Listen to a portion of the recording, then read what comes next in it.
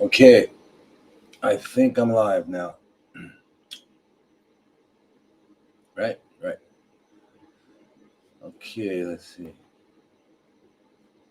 Good, all right, my gosh. So you guys hear me? Can you hear me?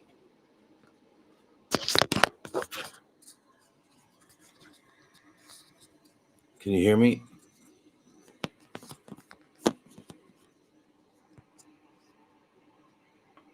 Hello, hello, hello, hello. All right, can you guys hear me? Yes, yes. How about Facebook and then can you hear me? You can hear me on Facebook. All right, cool. So I'm in. All right. I won't even. Uh, Welcome to Sunday Night Live, Monday Morning Live. Wow. Um, uh, uh, uh, uh, I'll never know how these things happen, but here I am finally. Thank God. Sorry for being such a jerk, such an idiot when it comes to this stuff, but I guess I'm not capable of learning. That's all I can imagine. I'm just not capable of learning. So okay, good. I'm so glad you're all on. Sigh for us, poor people. Whoa. Now, sigh for us poor people, we're going to die from cancer. Whoa. MS Coffee for you. You gotta change that talk that you're saying, telling yourself. That's really not that's dangerous. The way you're talking and thinking, you've got to change that. Remember, we have a computer up here, better than any computer ever imagined. And you keep telling it what to do, it's gonna do it. All right? It takes instructions very well. It takes instructions from our mind, our thoughts. Our thoughts are the instructions to the computer that controls this whole thing. This whole thing. You can't use those words. You have to say, no, no, no, no, no, no. We who have developed some chronically fermenting cells are on our journey back to the road to health, like we all are. Okay? Thank you, Mooner. Thank you. So anyway, MS Coffee for you. Please stop telling yourself that. Okay? I don't know if anyone can see this chat, but that's a really if you tell yourself that, first of all, if you use that word cancer, and then you say you're going to die, then your brain's saying, oh, your brain's going to tell your body that's what's happening. Okay? No, that I am on the journey. I'm on the road to health. All right, and I'm starting from here.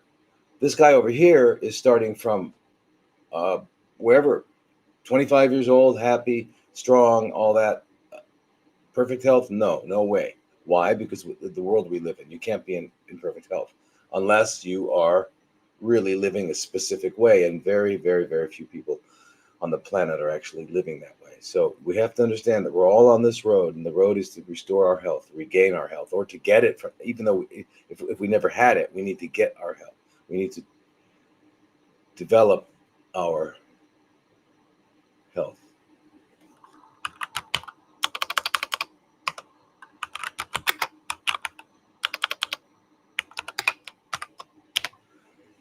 Okay, so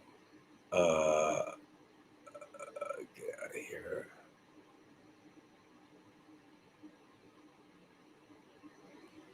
Okay. All right, there we are. Okay. All right, good. Yes. So, um,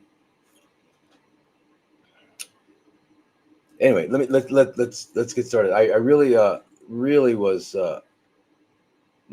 not happy to see that message from you, Coffee, MS Coffee. Um, Speaking of coffee,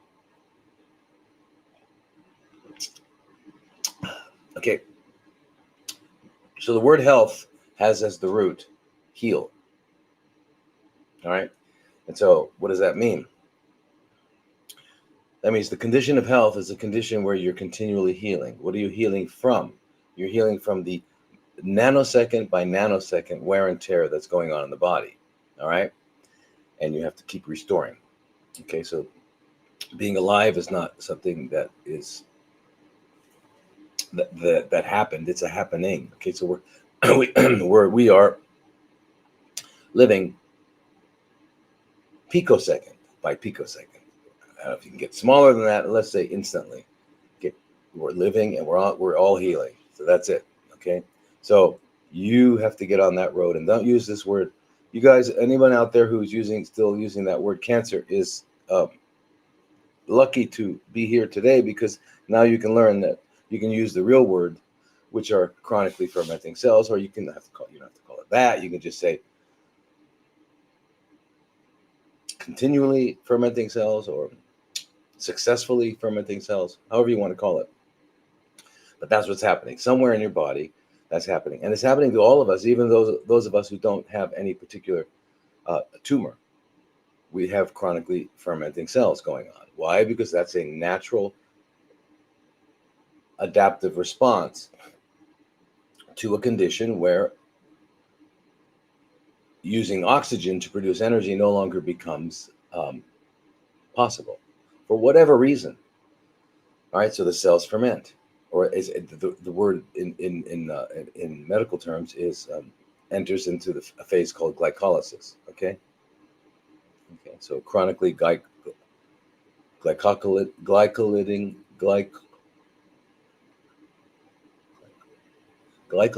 Is there a word? Glycolytic. Anyway. Hi, Melody. I don't know if I said hi to you, but I probably didn't. And hi, Mom. So hi, everyone, and welcome to Sunday Night Live. And so let me go over some of this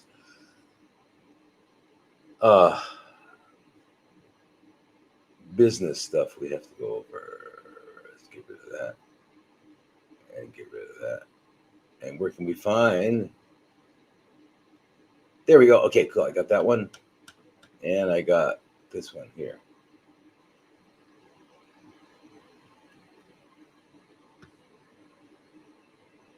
And just give me a second.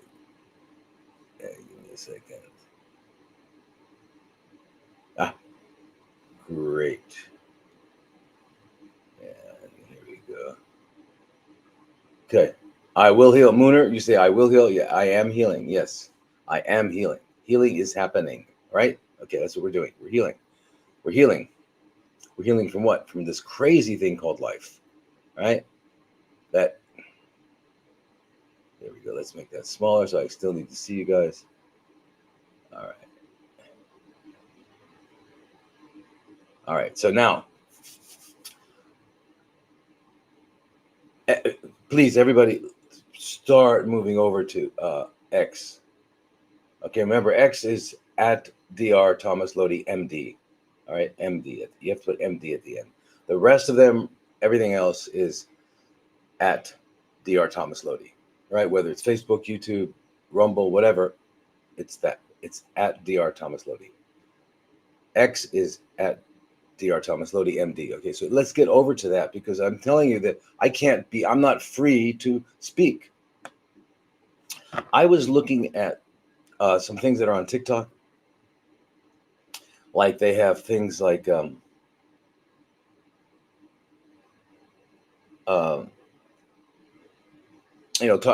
talking about the Orsini family. I'm not sure if you guys know about the Orsini family, but pretty much of an ancient family. It goes back to Babylon, Egypt, up through Rome, and still around today, one of the top 13 families. And anyway, that's on, they've got short videos on that on TikTok. But when I had a discussion on the health benefits of propolis, which is bee pollen, it was taken down as violating community standards. So what does that tell us? That tells us that they just don't like me, right? So, and I don't know what to say about that, because they still have people up there. Now, if you see anything on TikTok, it's not me. I have Dr. Lodi 2.0, but we're not really doing anything with it, because everything we do, they take down. They can't do anything. They can't get it back. So we're gonna protest it and all that. And the reason is because there was 115, 120,000 people following it, and it's important that everyone still has access to what's going on. But instead of worrying about whether or not I am being censored and all that, we're moving over to X. We got to move over to X, and that's what I'm going to do. Start doing webinars only on X, and then if you want to see them, you got to go to X. I want you to get in that habit to get away from these other places that are going to definitely knock me down one day. So okay, and I'm not even anywhere near controversial to what other people say, and I'm not, we're in a world unfortunately, where the truth is considered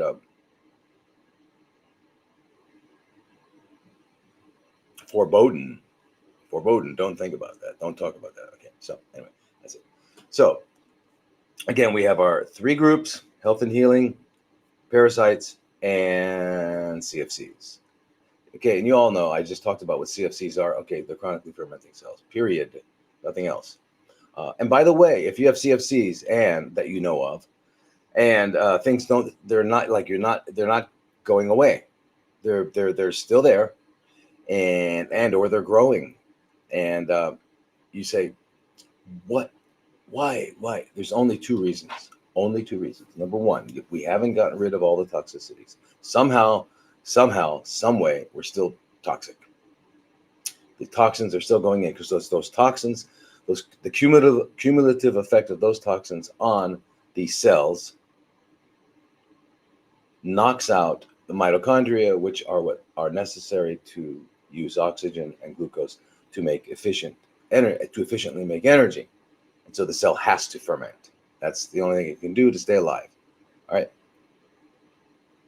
So somehow we haven't stopped the toxins, because if we don't, and secondly, the immune system's been crippled because it enters what's called the tumor microenvironment, which is low oxygen, lots of acid, and toxins and stuff like that. When these cells of the immune system get into that, what happens? They get blown away. They start morphing into other things, and they become tumor-associated macrophages, tumor-associated neutrophils. That turns off natural killer cells, just really disables the immune system. So you've got that problem, and secondly, you've got the problem of toxicities. That's the only thing that can be going on. There's nothing else that can be going on. So you don't have to think, oh my God, no. Nothing to do with your genes or anything like that. Nothing to do with your genetics. All right? Your genetics are fine. I'm telling you, if you are here and if you made it through third grade, first grade, you've got a genome that is incredible. Yeah. All right. So it's nothing that you were born with. If you've made it, if you had a genetic problem, you would know it, or you wouldn't even be able to know it because you'd be in such trouble. Okay. And these are people that we never see. These are people that are in institutions, okay, that have genetic problems. About 5% of the population has these genetic problems. Hurler's syndrome, Down syndrome, high functioning Down syndrome, we do see. Not many, but we do see them, right? The rest of the genetic problems we don't see. Yes, and I know we have polymorphism and like the MTHFR and all that sort of thing. But that is not a problem. That is not the problem. That's not the problem. If you have polymorphisms all over the place, it doesn't matter. That's not the problem. Okay. The problem is cumulative toxicities. We have to remember, how do CFCs form? Why do they form? What are they? How do they form? They form because toxins accumulate, knock out mitochondria. That never changes. And I don't care if it's your elbow, ovary, brain, eyelash. It's the same thing. Okay, it's going to happen. Okay, that biology, that adaptive physiological response is happening regardless of the location. So the only thing different is what? The location, right? And so I have a rare, no, you don't have a rare, right? But you have the same thing that everyone else has, except we don't usually see it begin in that particular part of the body. So that's what's rare, finding it in that part of the body. but that it is still it, and that is chronically fermenting cells. Okay, so the biology of CFCs is the same. Okay, keep that in mind. Don't get lost in the quagmire of endless unknowables that they want us to believe in. All right. Okay. What's going to save you from all these false beliefs is knowing. Okay. Knowledge protects you from the fear that is a consequence of false understandings or beliefs. Okay. Or not knowing, simply not knowing. Right. So knowledge puts light on, and there's no more shadows. Oh, there it is. Oh, I got the light on. You put the flashlight on. There it is. Okay. Got it. Flashlight off, you don't know. Where am I? What is going on? Okay. So the light of knowledge will take you to this place called faith. And that faith is what? Faith is, I know, I can see, I'm going. Now I'm healed. Well, my body's healed. When you know that, it's over. You don't need anybody. Okay. We got to get you to there. How do we get you from fear to faith? And the little bridge is called knowledge. Okay. So that's what I hope to do. And I don't like to answer questions. Should I do this or this? Yes or no? Okay, no. Or yes. Did that help you? No, it didn't help you. So you might follow that particular instruction, but you're going to have 1,000 more every second. Because why? You don't have understanding. That's what you need. You need enough knowledge to give you understanding. Once you have that understanding, then anything that new is presented to you, you can look at it with your glasses on that are the glasses of knowledge. You say, oh, that's not true. So that can't be true. That can't be true. And you'll be able to discriminate and find that which is true in whatever anybody's saying, right? So the guys that are up there promoting the lies, they're using it because they're able to promote it because they got enough truth in there that grabs people. So you can identify the truth and you can identify what's not true. This is very important. It's the only way you're going to survive this world, which is unfortunately run by well, right now. Anyway, we won't get into that. By the way, did you know on TikTok they've got stuff on the Khazarians? The Khazarians, you know the Khazarians? Well, the Khazarians are, yeah. Imagine that's not controversial, but bee pollen is incredible. All right, so the Health and Healing Group, the CFC group, the Parasite group. These are groups that I really want you to join so that we can have more of a direct interaction. Okay, you can ask me a question and I can answer it, or I'll ask you. I'll say, well, okay, you have pain, but tell me about that pain. You know, we can take it further. Than right now, all I can do is I'm going to look at all the questions you sent in, and a lot of them I won't have enough information. I'd want to ask you more and stuff like that. So, all right, so this is very important what we're doing now. But the next level are these groups. So if you can join these groups.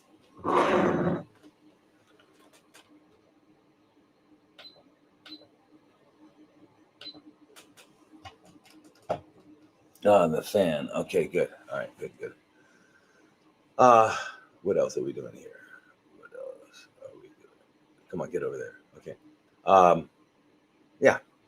All right. So, and you all know that on all the platforms except for, well, TikTok doesn't exist anymore, but you know all the platforms that what we're doing right now is going to be saved, and you can watch it later. Because if you're in Europe right now and it's late and you want to go to sleep and you already waited for this idiot to see if he can figure out how to get online again this week, I know. So, and then all the replays will go into a podcast too. All right. So we're going to talk about the questions you asked. We're all there. Okay, so Instagram, you're cool, right? You're cool there?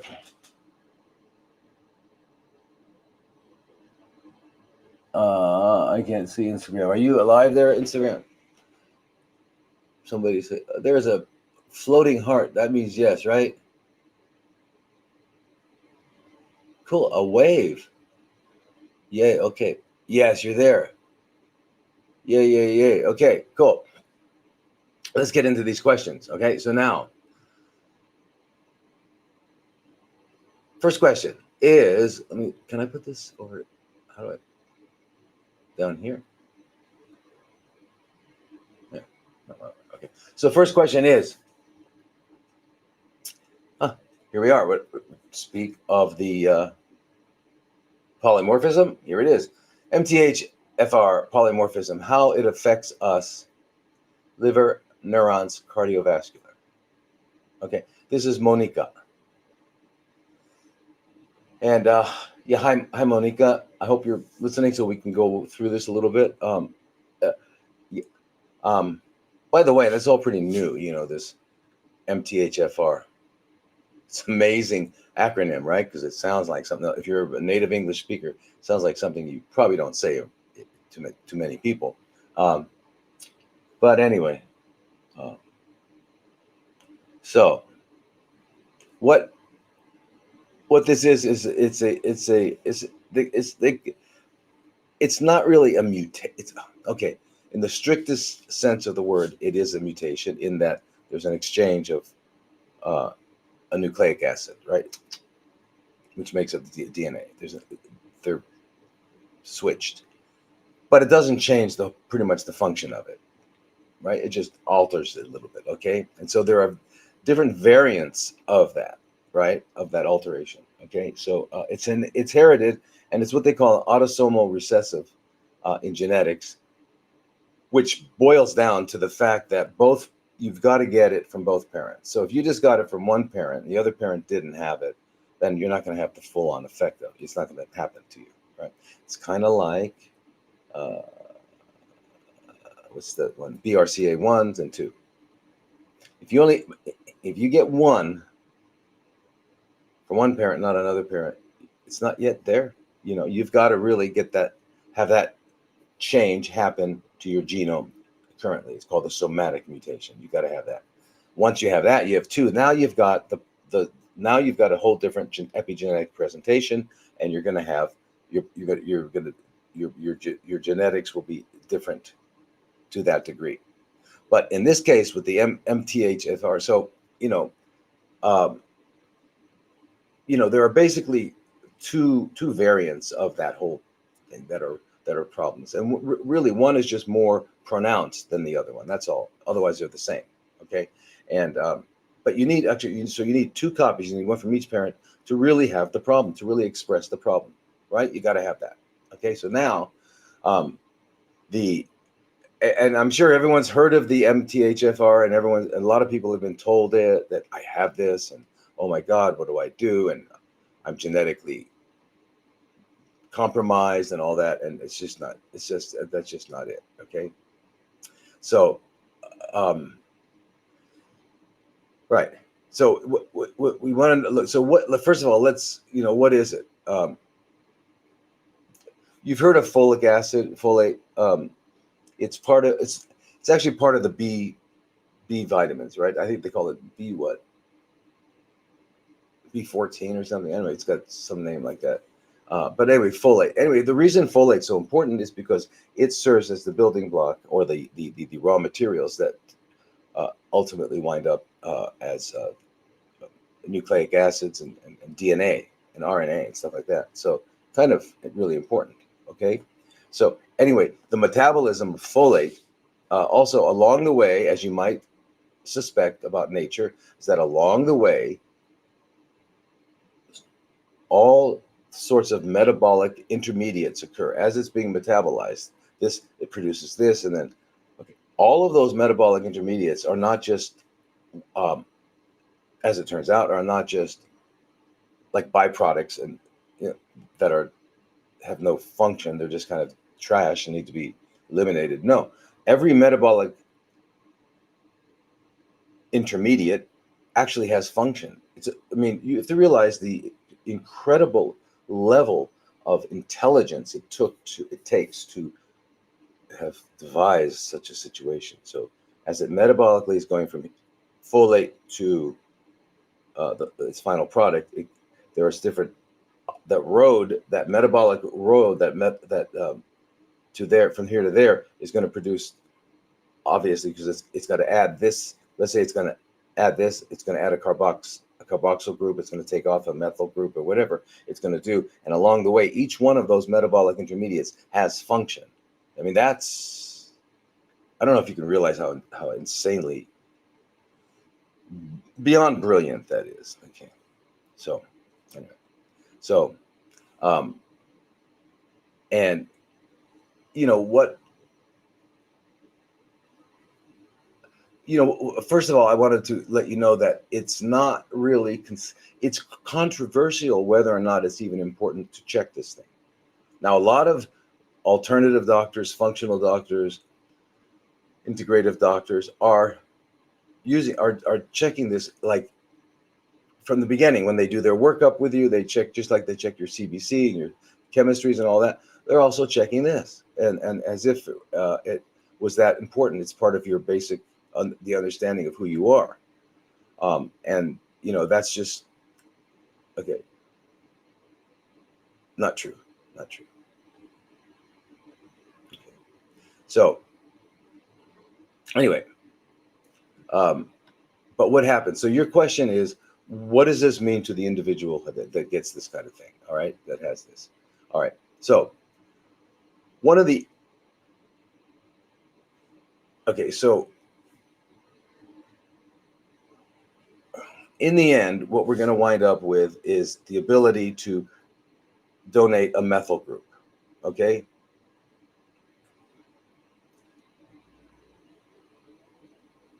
That is important. Why are methyl groups important? What is a methyl group? Okay, because I don't know if you've heard of things being methylated and unmethylated, or okay. Methyl is just a carbon with hydrogens on it, 3 hydrogens, and then the other one is for it to connect. So one space is open because carbon has four connections. So 3 are already filled with a hydrogen that they're taking the place, and that last one is where it's going to connect. So you put a methyl group on something, you either turn it on or you turn it off. That's what it does. It's an on-off switch, okay, depending on the molecule. All right. So, for example, in DNA, so when a cell has to change from oxidative phosphorylation, which is normal metabolism, normal energy production, right? That happens with mitochondria. When it loses a certain amount of mitochondria, it has to switch over to a fermentation metabolism. It needs to turn off certain genes that are not necessary now and turn on other genes, and it does that with methylations. Okay, and so these methylations turn it off. Fortunately, we have this group of enzymes called dioxygenase enzyme that come along, and they're saying, okay, where's the methylations we don't need? That's not, there's one, and it takes them off. Isn't that cool? So we have that little mechanism going on. The trillions of those little guys running around, rewriting epigenetics that get changed, like, for example, to produce chronically fermenting cells. And one thing you want to know, if that is very important, is that those dioxygenase enzymes that help rewrite the epigenome to bring it back to a healthy epigenetics or genetic expression requires a ascorbate. What is a ascorbate? It's also called vitamin C. All right, it's something that most creatures on the planet produce naturally. There's a few of us who don't, and we're one of them. So are monkeys, guinea pigs, whatever. All right, so we don't produce it, so we got to get it somehow orally.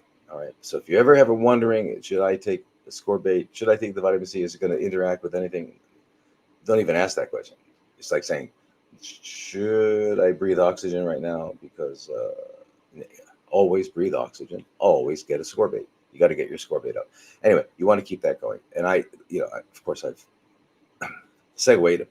My apologies for segueing.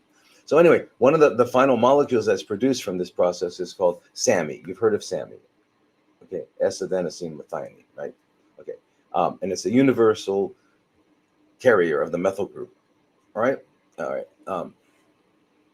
And by the way, if it doesn't have methylfolate, which is a result of this, with the MTHFR would kind of modify then it can't do that. It can't methylate, and then you lose a big important part of natural physiology. All right. Now, so what are the symptoms from having this polymorphism? Polymorphism means there are multiple morph. Okay, poly means many, morph means shape or yeah, shape. So if something morphs, it changes shape, right? So a caterpillar morphs into a butterfly or moth. All right, morph. So polymorphism means that there are multiple different variants of this molecule, of this genetic modification. That's all. And there are only two that really make a difference, and they're identified by numbers, C677T and A1298C. I mean, no need to remember that. All right. So what can happen? What can happen? You name it. You can get little bald spots called alopecia areata. You can get anxiety, ADHD. But listen, what they're saying, this is what they say. It's not really the way it is. Autism spectrum disorders, as if they existed, as if there was a thing called autism. There's not. There's not a thing called autism. Autoimmune disease and thyroid issues because of the MTHFR. This is what they say. I'm just giving you the conventional rhetoric, right? They also say bipolar, blood clots, CFCs, cardiovascular, chronic fatigue, cognitive impairment like Alzheimer's, etc., colon, CFCs, depression, digestive problems. Okay, so, wow. Yeah, oh my God, I better run and hide. I can even get hearing loss, high blood pressure. My hormones can get disrupted. I get migraines. If I get pregnant, I'll have a miscarriage. My kid will have neural tube defects, means when it's forming its brain and won't be right. I can get schizophrenia. Whoa, you name it. They have. So you have to realize that this is not nonsense. I don't really go along with the polymorphism thing. Okay? And the reason I don't is because I know that once you provide all of the requirements that your biology requires, that you will function optimally. And there is a process called upregulation and downregulation, where certain processes are turned up because they're needed right now in this particular situation. So we upregulate it, so it's being used more, and then we downregulate something that's not necessary. So that's kind of the way the body is modifying itself.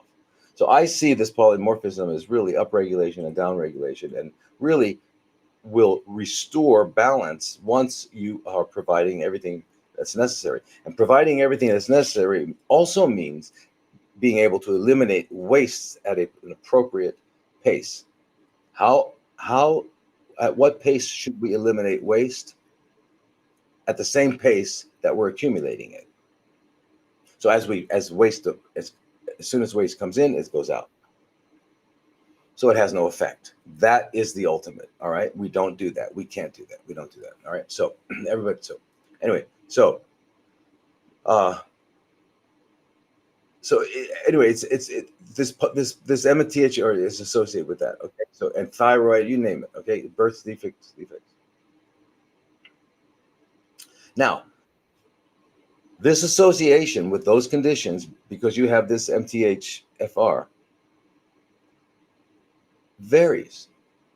With some people, it doesn't happen at all. Other people, it happens more. So the question is what I'm saying, for example, autism or birth defect, is it due to the MTHFR, or is it due to the thousands of other ways that it happens with people? And I just happen to have this as a positive, but how do I know that's causing this? I don't know. Just like with the BRCA, the BRCA 1 and 2, less than 10% or 8% of people that have breast CFCs have BRCA 1. That means 90% don't have the BRCA. 90+% don't have the BRCA. So if someone with BRCA develops CFCs in the breast, how do they know that those CFCs develop because of the BRCA, or develop because of the reasons that it happened to the other 90%? They don't know. We're assuming, all right? And therefore, if we assume that, we're going to get lost in that. How do I fix that? Instead of how do I globally, universally restore balance in my system? Okay, so that's what I don't like about these little identifying these little things that I got to fix it, because if I could just tighten this screw, everything will be fine. No, it's not how it works. All right, so some people with the MTHFR have hearing loss, some don't. Some people with it have Alzheimer's, some don't. Some people would have autoimmune, some don't. Some people have cardiovascular, some don't. But all that also is true with people that don't have MTHFR. Some do and some don't. Right? So please don't get lost in that. Don't let that think that, I found my problem, I just got to fix, but this one I can't fix. Okay? So now, when it comes to CFCs, yeah, it's been associated with colorectal. It's been associated with breast. It's been associated with prostate, cervical, esophageal, CFCs. However, not really, not that much, not that much. And there's no direct way to say that,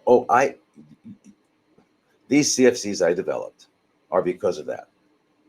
There's no one is capable of saying that happened. And then they say, well, if you have that, you have a higher mortality rate, about 10% with breast.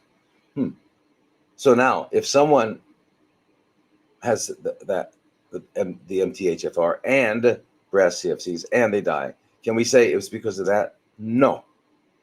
So you have to really understand that we don't know what it means. And by the way, 40 years ago, we didn't ever even heard of it. So, all right. Anyway, so there's this professional association called the American College of Medical Genetics and Genomics. Okay, and they're kind of like the American College of Cardiology, which makes decisions and group conclusions about cardiology.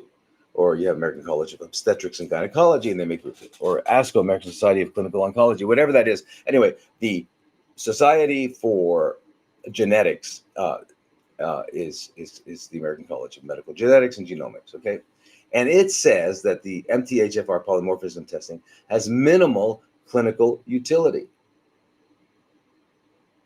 Clinical utility. What does that mean? All right, what do you do with the information? Can you do anything with the information? No, you can't do anything with it. All right, and it should not be used as if someone's got a blood clots, because that's one of the things they talk about, the blood clots. All right, so if someone's got blood clots, should you now do an MTH? Okay, so let's say you do that and you find out, yeah, they're positive. Now what? What do you do? Well, the answer is always to give the B vitamins, B12, give folate, give a lot of that stuff. Sure, give that anyway, whether you have this or not, because we need that. Those are all precursors, right? And eat healthy and do that. It's really not. It's not that different. So and what they say that the ACMG, this professional organization I just mentioned, they said that the relationship between this MTHFR polymorphism and any disease is so complex, and there are so many variables and risk factors that we really don't know what role it plays.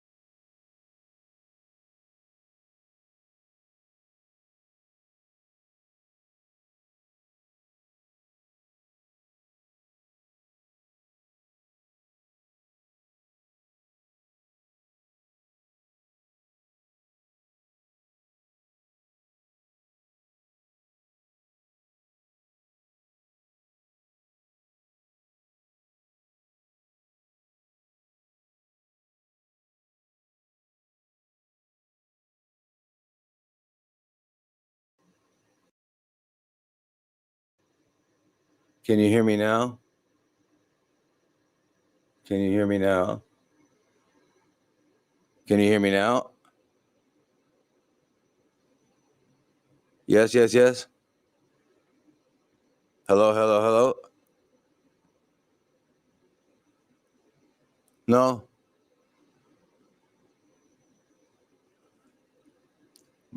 What? Can you hear it now? Hello, hello, hello. Yes, yes, yes. You can hear me now? Are we back? Are we back? We're back, yeah. On Facebook, yes. Okay. YouTube, yes. All everybody, yes.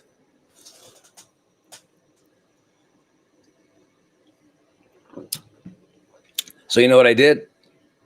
Nothing. I think I must be fun to play with, right? Because they know that I'm like an idiot. And so they just do that to me. Okay, good. But you all hear me. Good, good, good.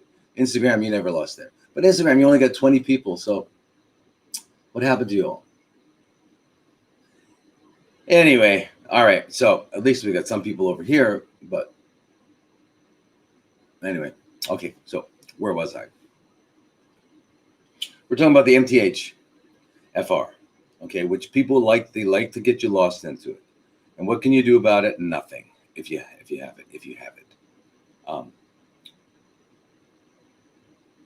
Basically, what you've got to do is,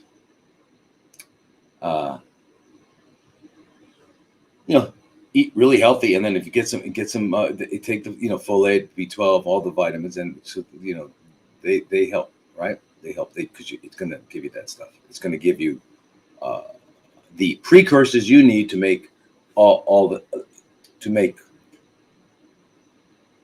folate, methyl groups, to donate methyl groups, and all that sort of thing. Okay, so that's what you need. So I just want you to know. So my answer to your question, Monica, although it was long and drawn out, is I wouldn't focus on it at all. I wouldn't think about it at all. Now, in terms of the cardiovascular risk, they talk about that because one of the intermediates is something called homocysteine. Okay, so why is that? Because methionine, which is an amino acid, in the way of making it, synthesizing it in our body, one of the intermediate steps is homocysteine. Now, homocysteine in and of itself has all kinds of amazing functions, right? Like I said, anything that is what we call a metabolic intermediate, we're thinking of it's just an intermediate. Well, it's not. Yeah, along the way. This is something that is produced that has a function. Nothing exists in biology, nothing that is not functional. It does not have a function, right? Nothing. So anyway, the homocysteine has. Okay, so anyway, when our body's making methionine, now we have what are called essential amino acids and non-essential amino acids. Amino acids are the building blocks for proteins, the building blocks for peptides. Why is that important? Our body makes about 30,000 proteins that have all sorts of functions necessary for life, and it makes about 300,000 peptides, which are ways in which the cells communicate to each other. So it's an extremely important and complicated communication system. Okay, so what's the difference between a protein and a peptide? Protein is 100 or more amino acids strung together, and a peptide is less than that. And most of the peptides that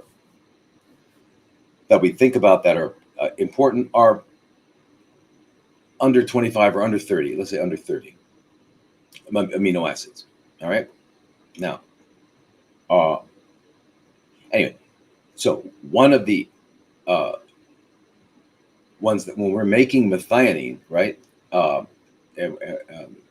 we can either go towards cysteine or methionine, right? And in the middle is homocysteine. It's called homocysteine, which is an inversion of cysteine, right? Another amino acid. All right. So now, so the recycling back to methionine can result in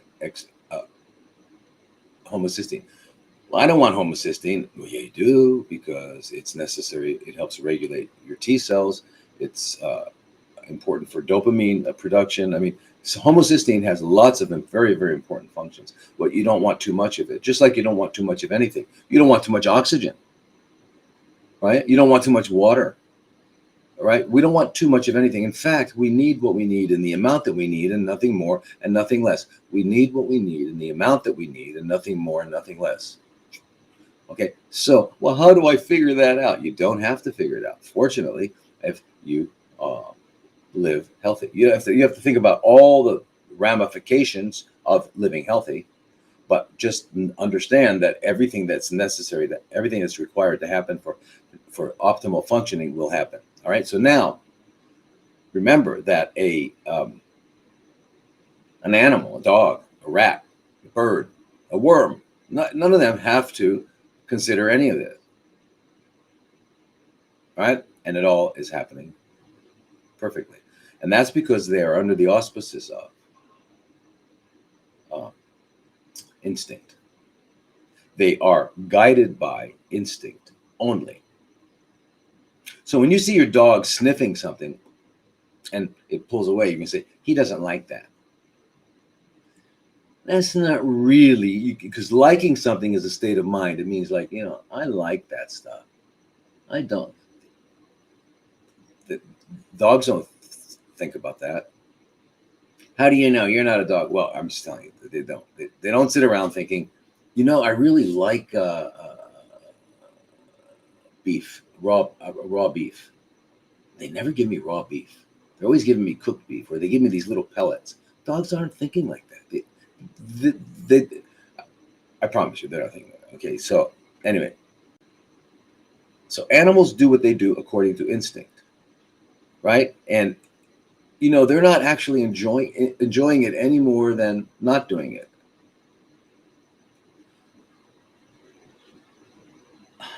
Okay, I know people that have pets and are really connected with them are going to say, no, I know my little Charlie or whatever, she really loves it. Or Charlie, my little, I don't know, whatever you call it. I don't know. She really loves this when I give her this. I got an idea. Have you ever seen dogs mating? Have you ever seen anybody's ever seen dogs mating? Okay. Yes, no. Well, if you've ever seen dogs mating, did you ever look at the male on the top, right? And look, I mean, the tongue's hanging out and they're going, right? And you look at it, you think, you would say, well, the dog's really enjoying it. But it's as if it's doing it. It's not doing it. It's happening. The dog's like along for the ride. And they're, you know what? After, when the dog's sitting down on the floor and just sit there, it's the same thing. They're just experiencing it, and they're doing what they're doing under the auspices of instinct. It's not like they're saying, dogs, they don't say, I'm going to do this because I like that. No, they do or don't do something out of instinct. That's what guides them. And if you don't know that, then we'll have to have a whole talk on this. But now for us, what happens is we lost that ability. We no longer are guided by instinct. And so we're now are required to rely upon our enculturated thinking, right? Okay, so now, homocysteine is a very important intermediate. You don't want too much of it, okay? When you have this MTHFR, you can wind up with excess homocysteine, okay? And the way you deal with it always is by taking extra folate and B12 and stuff like that, all right? Now, It's very different than there is a genetic defect which results in a lot of homocysteine being produced, and you can find it in the urine. That's a completely different thing than this polymorphism. All right. Good evening. Does that mean hello or goodbye? Oh, hi. Okay, there we are. So remember, the homocysteine has antioxidant properties. It's involved in neurotransmitters. It's involved in your cardiovascular health, your bone health. So it has all sorts of functions that are necessary for health. So it's not that you don't want any homocysteine, you just don't want excess. Okay, you got that. I think we've talked about enough about the homocysteine. Basically, Monica, I hope you understand it. If not, if you think I didn't quite answer it, let me know, okay? Because I have a tendency of not answering things the way people want to hear it. Oh, okay, thank you, Jerry. That's great to know because thank you. Yeah, it's good you guys give me some feedback sometimes. Okay. Now, number 2 is Tammy, diagnosed with parasite. When I put mineral oil, they come out of my skin, and I have videos of parasites moving like a worm. In a lot of pain from head to toe. I'm on ivermectin. This is my 2nd round. Okay. By the way, please, if you have any videos or photographs of what's going on with you with parasites, please send them to the hello@drlodi.com. All right, send them there because I want to see what's going on and be able to help you directly. But just send them in. All right. Okay. Now. All right. Now, so you have videos of the parasites moving, looks like a worm. So in other words, you can see them, is what you're saying, and you're in a lot of pain, head to toe. You're on ivermectin, which is your 2nd round. Okay. So we're gonna before I get any further into this, I want you to remember that if you're taking ivermectin, never take just ivermectin, or never just take fenbendazole, or never just take any one of them. Multiple at the same time. All right, at least 3 different anti-worms, anti-helminthics, at least 3. Ivermectin, mebendazole, or fenbendazole, or albendazole, niclosamide, or praziquantel, but niclosamide. And then an anti-protozoal, like what? Nitazoxanide, which is also called Alinea, right? Or tinidazole, which is a cousin of metronidazole. All right. Now, so what could this possibly be? All right, she said that you put oil on, they come out. So I'll tell you what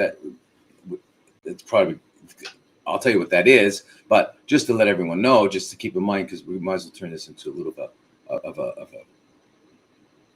teaching. There is something called the guinea worm, and it's got a weird name. It's draculinolosis. I don't know how they got that pretty, right? And the larva from the intestines, the larva are baby, you have eggs, larva are kind of like, well, a maggot is the larva of a fly. So the fly will lay eggs, then it turns into larva, and then the larva turn into flies. Anyway, so the larva that from this intestinal parasite can crawl up to the skin, migrate to the skin, and sometimes comes through. It produces a blister or something like that. Right. Okay. That's dracunculus.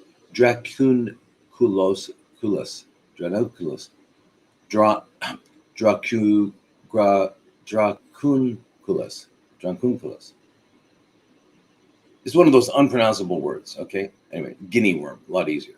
Okay. Another one is called loa loa. I don't know if you've ever seen pictures of loa loa, but you'll see this little worm crawling across. You're looking at their eyes, and you can see right on their eye, right in the clear part there, you see the worm crawling through. That's loa loa, right? Usually, it's in Africa. They call it the African eye worm. Anyway, it comes from the deer fly bites. A deer fly bites you, and that's what happens. The lays eggs get into the skin, and then the larvae move around, right? And people get itchy and the sore joints and stuff like that, and they can crawl out of the skin. Okay, I'm sure you don't have that unless you've been to Africa recently. Okay. And then, of course, we got the screwworm. The screwworm really affects animals more than humans. And the screwworm, basically, it gets into the larva burrow deep into your skin. They feed on your tissues, and they cause these really painful lesions. And they can come out through the skin. And when they do, they have this really funky, foul odor. Now, screwworms, by the way, destroy cattle. Like a whole herd of cattle can be destroyed. And by the way, just as a minor short segue into history, and that is about 20 years ago, was it? 20 years ago when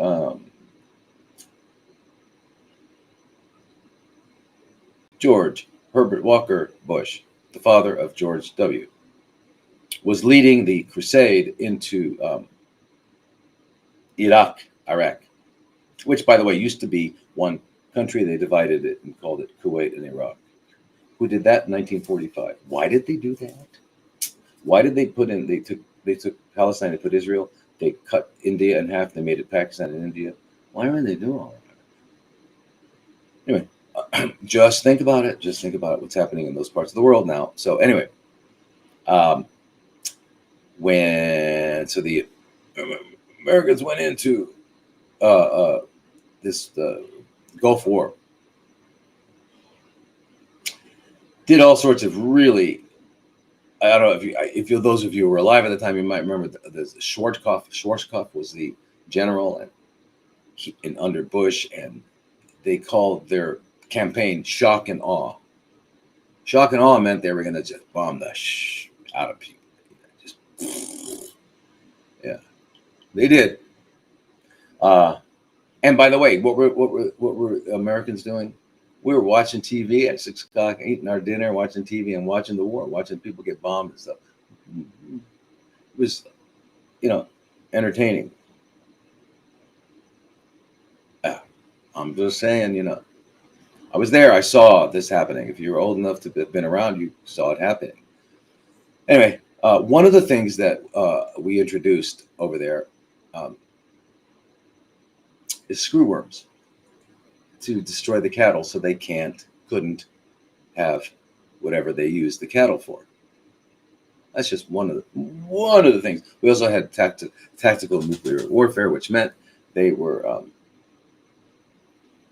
I think the warheads were made of depleted uranium that hit the ground and got into the water and stuff like that. Anyway, we'll talk about that. Anyway, so the parasites crawl the skin. Now, the one that I want to talk about, which is the problem, is, and by the way, how do you deal with the ones we were just talking about? You can use garlic, you can use tea tree oil, right, which are really good. Vaseline on the skin also will cause them to come out because you'll suffocate them. But the one I want to talk about, and then there's the albendazole, ivermectin, and stuff like that, topical ivermectin. We'll talk about the treatments in a minute, but what I would like to talk about is the parasitic flies. Parasitic flies are a big problem in Central America, South America, and Argentina, and they're, the one that the most well known is called the bot fly. All right, now if they land on a human and they lay the eggs, which is rare, what they usually do is they lay the eggs, and something like a tick or a mosquito gets the eggs attached to them somehow. And when they're on the person biting them, the eggs drop. But it comes from this bot fly. So these eggs, as soon as they turn into larvae, right? They hatch. They don't hatch. It's not like they hatch, but they become larvae. These larvae go through the skin. A larva from a fly is a maggot. Just to put this in context, it goes through the skin and it migrates. It lives off tissues and stuff like that. So when you're seeing things crawling around, it's a good chance that somehow that's what happened. Now, I don't know if you've been to South America, or you are in South America, or someone. I don't know, but that's pretty much it. Now, we've also seen botfly in the southern part of the U.S. And then it's also in Pakistan, and there's other places too. But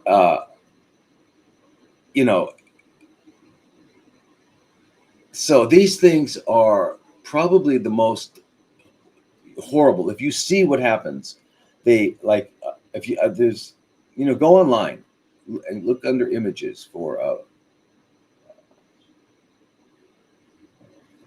like botfly. I mean, what do they call it?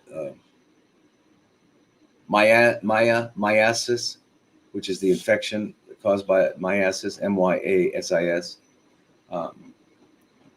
from botfly. What else do they call that? Anyway, you'll see that the ear gets destroyed, or they crawl out. I mean, it's crazy. Now, you might think, well, this is like, this only happens. But I've had people that came to me for help and showed me pictures, and that was crawling out of the head. And this one lady said, when it comes out, sometimes it has wings, sometimes it just has legs, and sometimes it looks like a worm. And I thought, wow, okay, because I did, you can study all this stuff, but until you see it in real life, it doesn't have the impact that it needs to have. All right, so that's it. So what do you do when these guys are under your skin and they're crawling around? They if you want to get them out, which is what you do, you got to cover your body with something. So that's why they said Vaseline. This lady that I was telling you about, she just out of intuition, operantly did this. Operant condition versus classical conditioning. You know the difference? Segue. Sorry for those of you who hate segues. Okay, classical conditioning is Pavlov's dog, right? Eats the steak and you're ringing the bell. Pretty soon you ring the bell and it salivates. That's called classical conditioning. Okay. Operant conditioning is what B.F. Skinner did and all the behaviorists. And what do they do? That's when you just are doing something in your environment. And you notice that it causes things. And so, you do it again and again and again and again and again. And it was operantly learned, not classically learned. That's all that means. Anyway, so what she operantly concluded was that she put peanut butter on her skin. And then she would go into the bathtub and they would come out. All right, they come out. They came out of scars. They came out of her nipples. They came out of her head. And I don't know why the head, but they come out of the top of the head too. All right, so... But you've got to try to grab them, but don't use tweezers because you'll cut them in half and then you cause a problem. They actually have devices for that. It's called an extractor syringe. Or you just get in the bathtub like she did, and she just let them come out like that. So anyway, it's a horrible thing. Horrible, horrible, horrible thing. I mean, to see these things, can you imagine? Can you imagine how? I mean, I've had many women, because it wasn't just one or two, tell me that they actually came out of their vaginas, one like during menstruation. And so this one woman was so disgusted by it that she actually wanted Lupron shots to stop her from having her period so they wouldn't come out. I mean, that's how horrible. And why can you imagine, ladies out there, can you imagine if that was happening with you? It would be pretty horrifying. Anyway, guess what? Helps. What makes these guys come out and get rid of them? Ivermectin. Can you imagine? Ivermectin, yeah. So you're taking ivermectin. You're on your second round. That's great. I don't know how much you're taking. I would, when I work with people, I would say to them, you should probably be taking at least 12 milligrams 3 times a day. But let's back that up with the mebendazole 500 milligrams 3 times a day. And let's also add in niclosamide 500 milligrams 3 times a day. That way we're sure to get all the different parts of it. Yeah. But we might, in this case, maybe would we use praziquantel? If we're going to use praziquantel, we do 600 milligrams 3 times a day. We could add that to it. But we're going to have to check liver functions and make sure your liver is not really inflamed at first, because if your enzymes are high, then we have to start at lower dosing. So we would do that first, and then we would see. So if you didn't have elevated enzymes and we started, then we wouldn't need to check again, because we know they're going to go up and then go down. Because you're going to do 3 weeks on heavy duty and 1 week off. 3 weeks on heavy duty, 1 week off. And while you're doing it, you're going to be taking, I would think, silymarin 500 milligrams 3 times a day, and alpha lipoic acid 300 to 400 milligrams 3 times a day, and a big, fat, healthy B complex, or the word that I don't like because I can't say it. Phenothiamine, whatever, the fat soluble thiamine B1. Okay. And you would do that, right, to keep your liver happy and healthy. All right. But again, that you got to try to remove the guys if you can, or get in the bathtub or something like that. Okay. You can apply heat. Heat will help draw them out, right? And of course, do not squeeze. Don't squeeze or try to do anything like that. And don't use tweezers. I'm telling you, you'll break it, and it's going to become more. All right. Now, when you see lesions on the body, right? They're like a pimple-like, boil-like thing. It's called a furuncle. Okay, they're painful, ugly, and yeah. The other one is when you have like a wound. That's where you have this myiasis, myiasis, myiasis. And that's where you have like a nest. It's just horrible. Now, there's another situation which sounds like you have a combination of, which is migratory myiasis. So instead of being in one place, it's like migrating around. All right. So this is pretty terrible thing. Okay. So anyway, we usually think of parasites as the endoparasites, ones that are in our in our intestines or things like that, or even protozoa, right, which cause trichomonas, fishy odor, vaginal fishy odor, or amoeba. You get amoebic dysentery or entamoeba that are actually, there are some that are normal inhabitants of our oral flora, but they get up into cavitations, into root canals, and yeah. Anyway.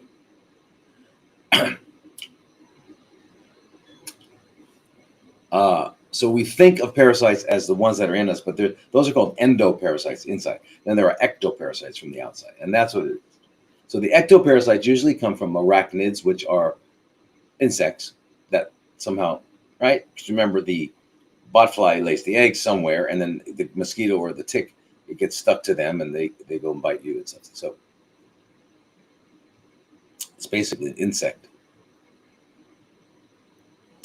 infestation from the outside. All right. So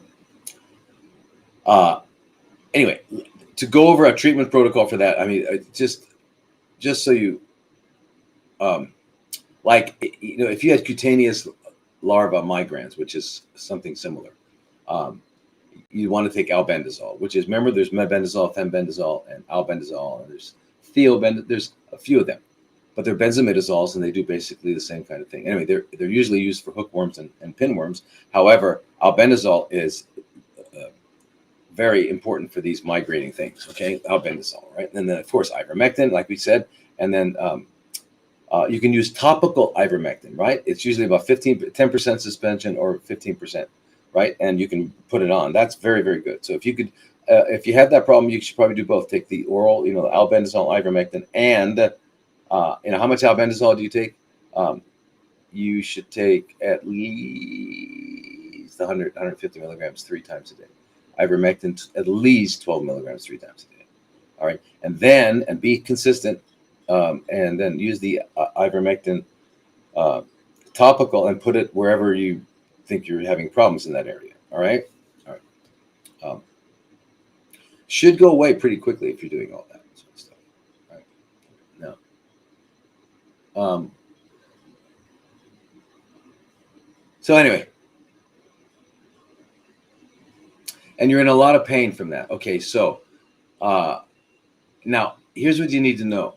The pain might be from that, and might not, if you have lesions in the pain, obviously. But sometimes it's just a systemic pain, aches, and that is probably due to the fact that our body has a lot of acid. We're producing a lot of acid. Acid is pain, and it all is related to low voltage. Low voltage. We can't get enough voltage in our cells. Low voltage is pain. Low voltage is illness. Getting our voltage up. What is voltage? Electrons. How do we get electrons up? Antioxidants and alkaline are both ways of putting electrons in. So you want to increase what? Velocity. You want to make sure you're taking adequate vitamin C, so you're getting electrons from it. You want to take vitamin E. Anything that's going to give you electrons, okay? Going to get near the ocean, or get near a river, get near moving water. That'll do it. Put your feet on the earth. That'll give you a ton. Feet. No shoes, no socks. Feet on the earth. Hug people, hug animals. hug a tree. Anything in nature get that. And guess what? How do you ground without using your feet or hands? How do you ground with your mouth? Anybody know? Let me see if I can get anybody to give me the right answer. Or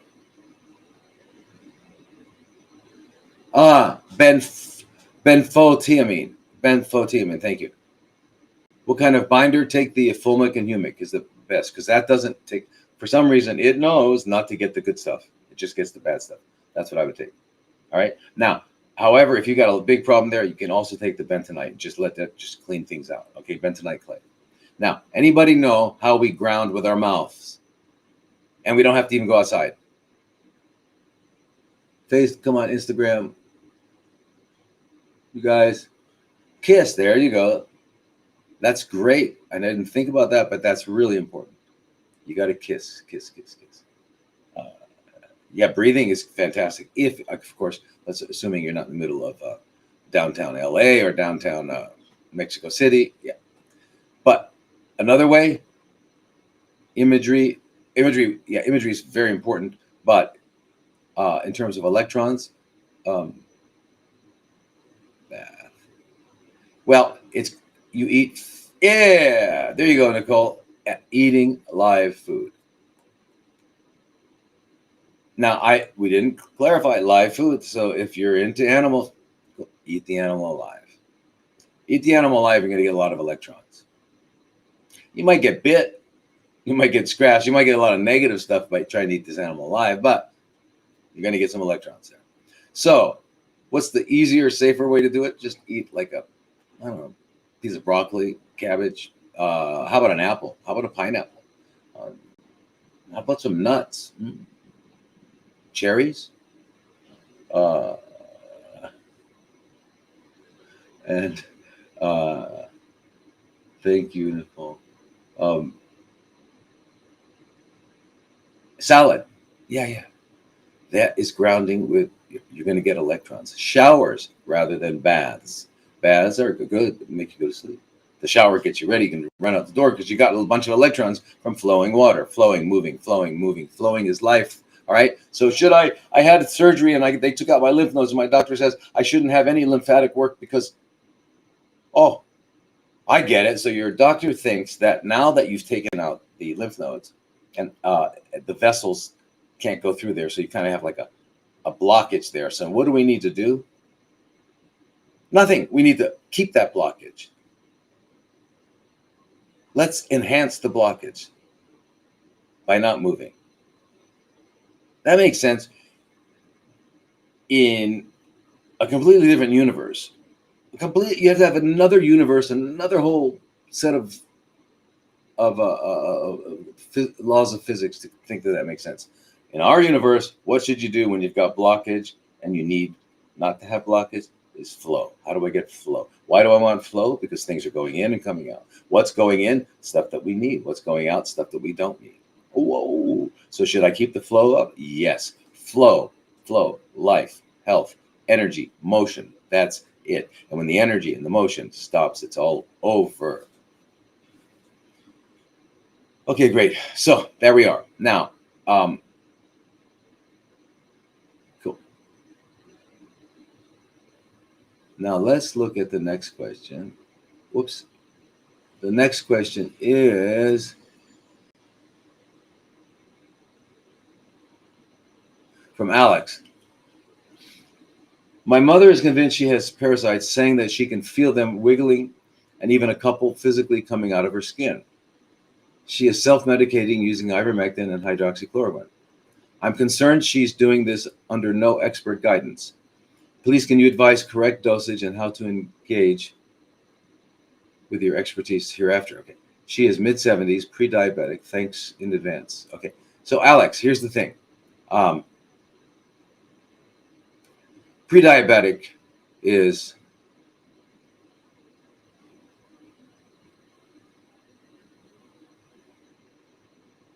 I'm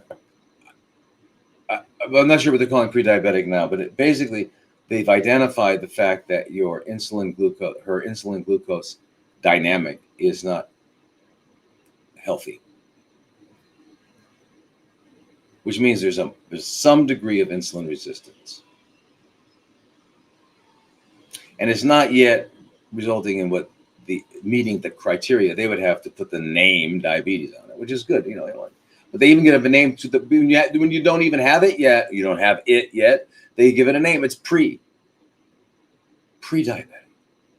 So aren't we all pre-diabetic? We don't have it yet. It's kind of like pre-boarding, when they make a pre-boarding announcement, and I'm sitting there, and I've been sitting there waiting to board. I thought I was pre-boarding while I was waiting to board, but now we're going to do pre-boarding. You understand? These words are. Anyway, she's mid-70s. She's pre-diabetic. She needs to change her diet right away, immediately. Stop eating. Easiest thing: stop eating cooked carbohydrates. Stop eating cooked carbohydrates. Easy. Just keep that in mind. Cooked carbs. Stop eating that. And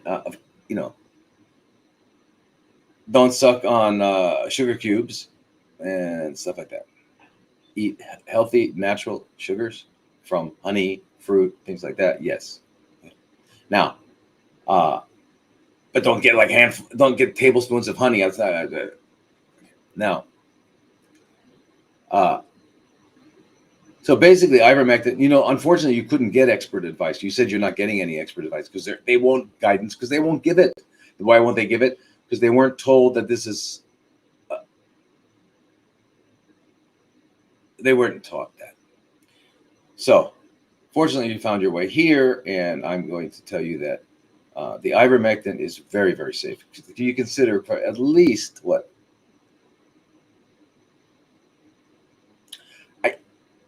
I don't think nobody has the numbers of how many people, but let's say on the average year,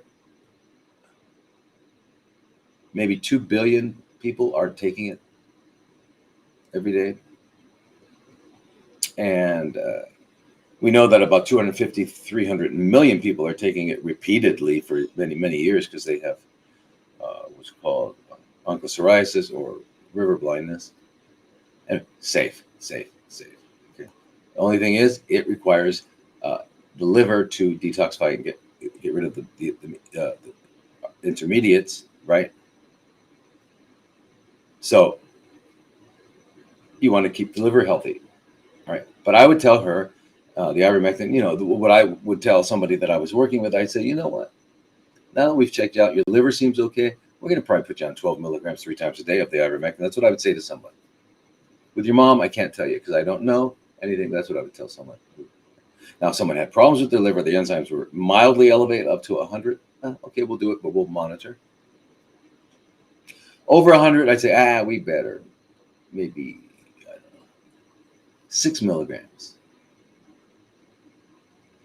2, 1, 2, 1. So 2 in the morning, 2 at night, and then 1 midday.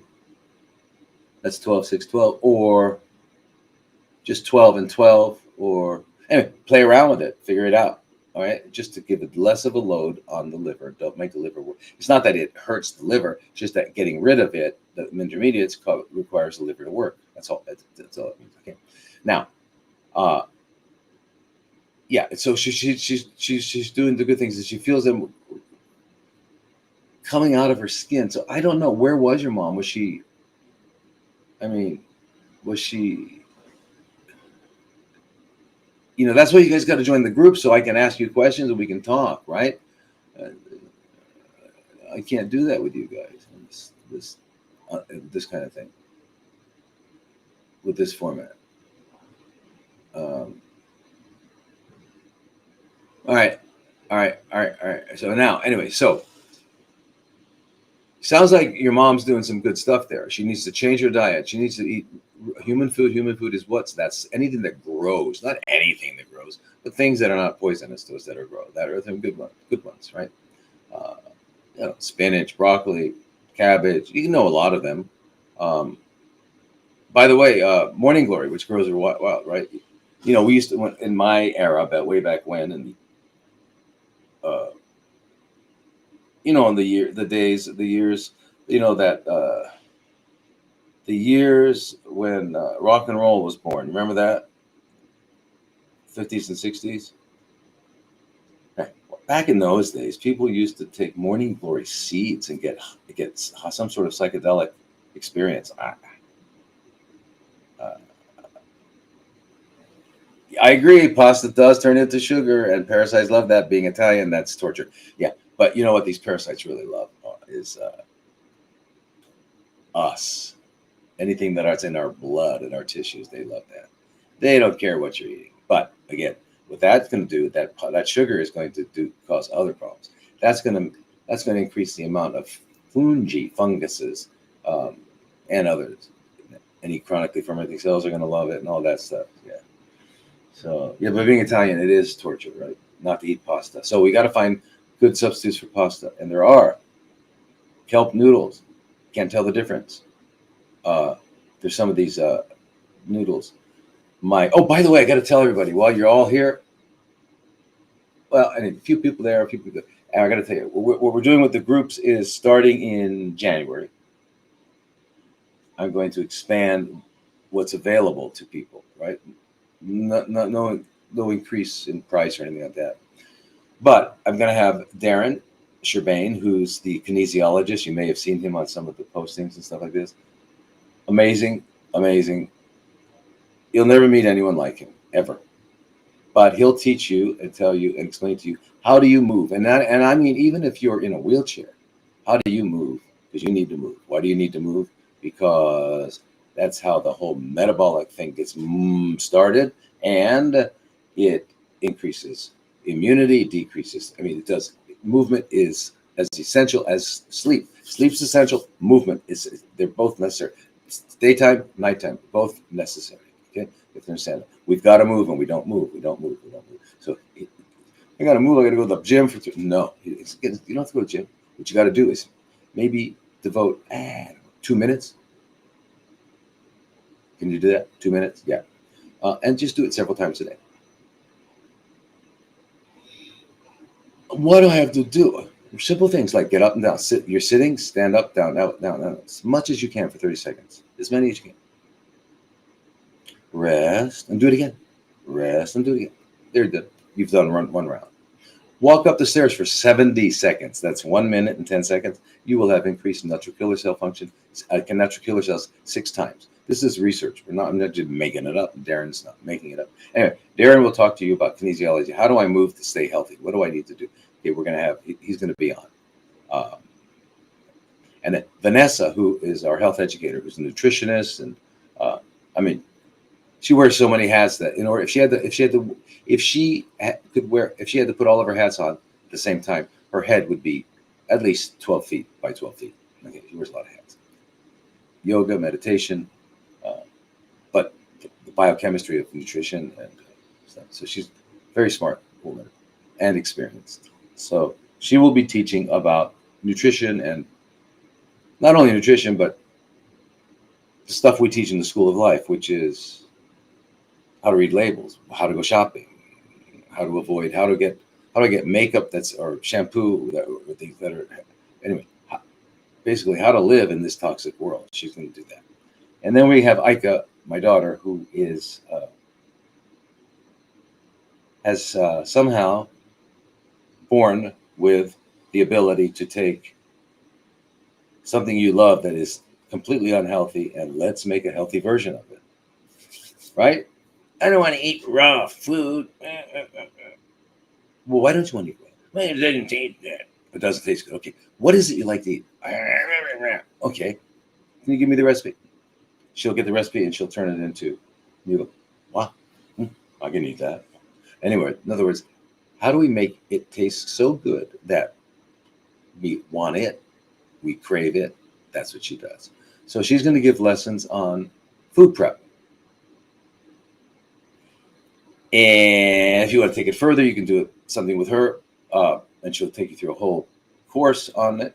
And the same with Darren and with Vanessa. All right, so those 3 aspects are going to be taken care of. The other one we're going to bring in is a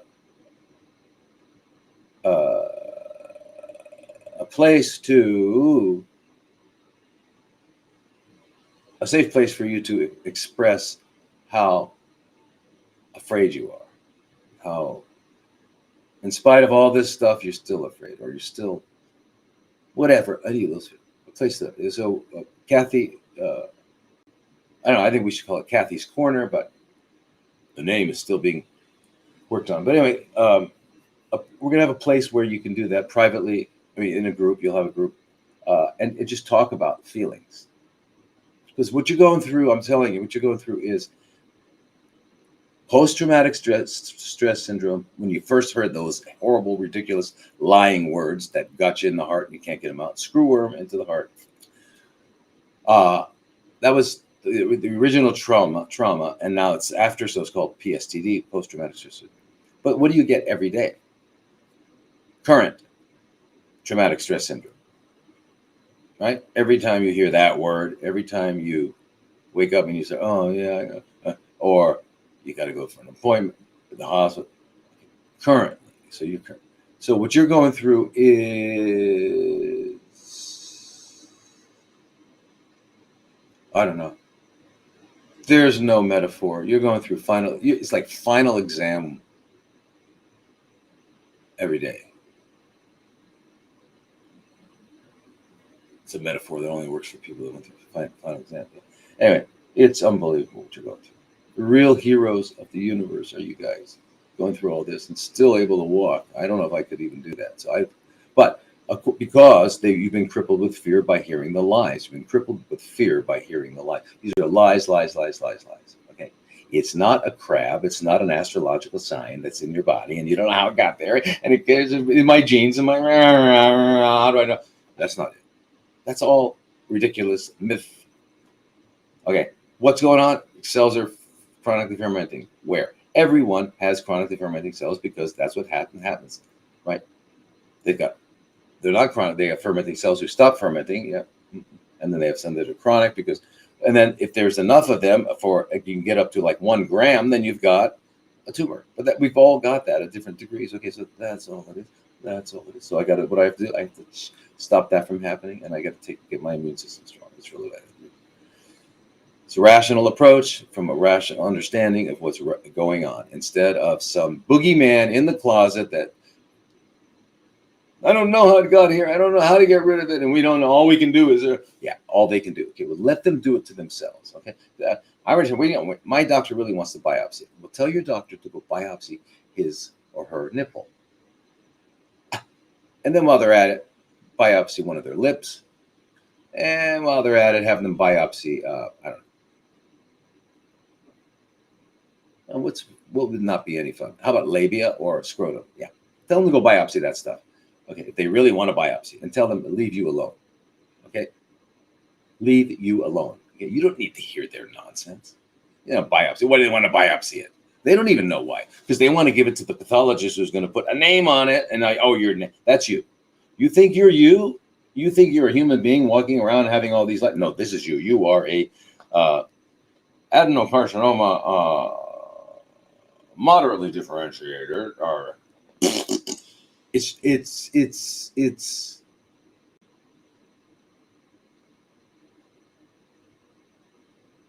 what is it? It's like, I don't know. Someday I'll be able to come up with the words for what this is, but it's a lie. Not what it is. There's no it. That's not what it is. You are a process, and you are a process that was divinely designed. And guess what? Cut yourself. See what happens. Go cut yourself. Not there. Okay, here. Cut yourself here. Not a big cut. Just cut yourself here, and just watch it for the next 72 hours and tell me what happens. It's going to heal. Why is it going to heal? That's how we were designed. We're designed to heal. You got self-cleaning ovens. What do? Close it. Walk away. How do you do the self-cleaning in here? Close it, walk away. Close the mouth, stop eating. Well, you got to drink water. And guess what? You're going to heal. And if you don't do that, I can't do that because I got to, okay, drink a lot of green juices. Tons of it. Put enough fruit to make it delicious. Drink 3-4 quarts a day. I can't drink that much. Drink as much as you can so that you're peeing all the time. Do that, and you're going to clean everything out. Guess what's going to happen? You're going to heal. Why are you going to heal? How did you do that? I didn't do it. It happened. How did it happen? That's how I was made, designed to heal. Just like we were designed to be born, we were designed to go from a single cell to a fetus embryo. How's that? Who's doing that? No one's doing it. Then the baby comes out, and now it's growing and becoming. How's that? No one's doing it. It's happening. That's it. This divine, incredible dance of life that's happening. No one's doing it. It's happening. We are all happening. We're human beings. We're not human doings. We don't do anything. I know that's going to bother you who think that I have free will. Okay, great. Okay, it's very important that you think that. So continue thinking that. But you don't ever forget, how do you make God laugh? Everybody remember, how do you make God laugh? Anybody know?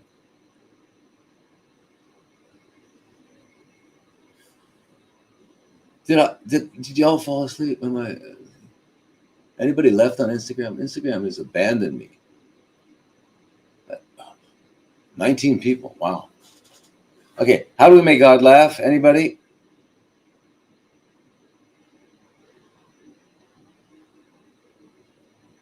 All right. I can't wait for your answers.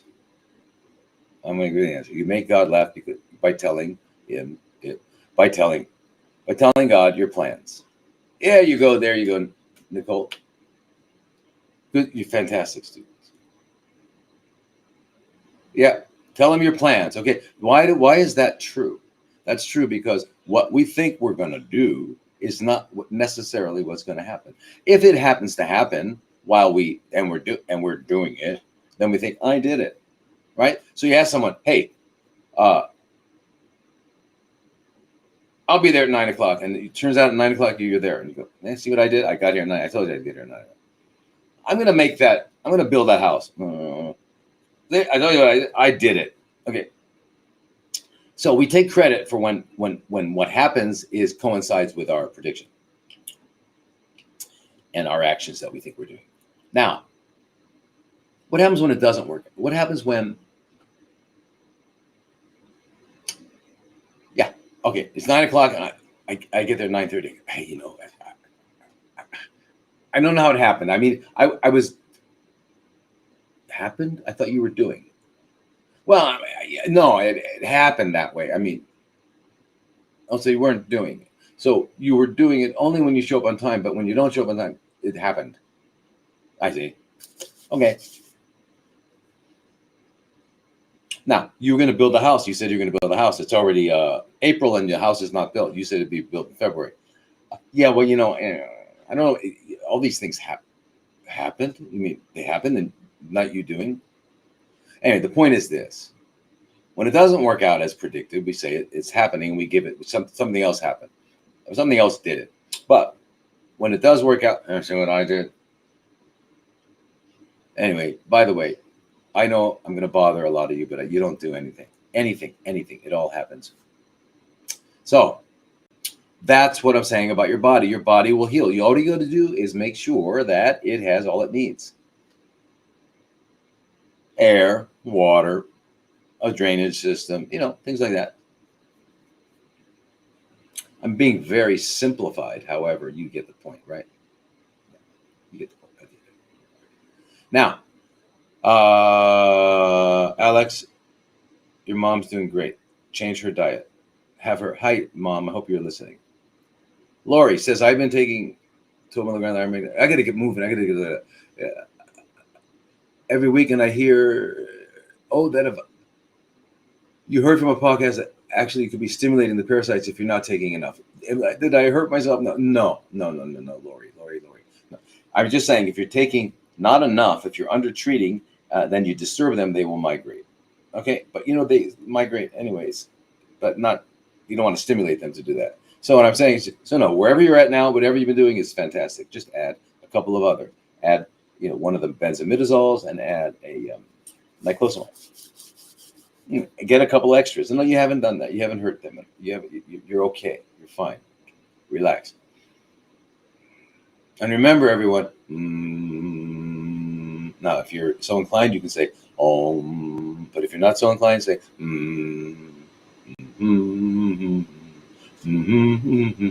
whatever. Hum, hum, hum. Why do you want to hum? Because it stimulates parasympathetic, which takes you away from sympathetic overdrive. You need to balance it. How else do you do that? You do that by going for a long run or a long bike ride. Or you do that with Tai Chi or Qigong or yoga, any of those kinds of meditations that you can align with breathing, pranayama.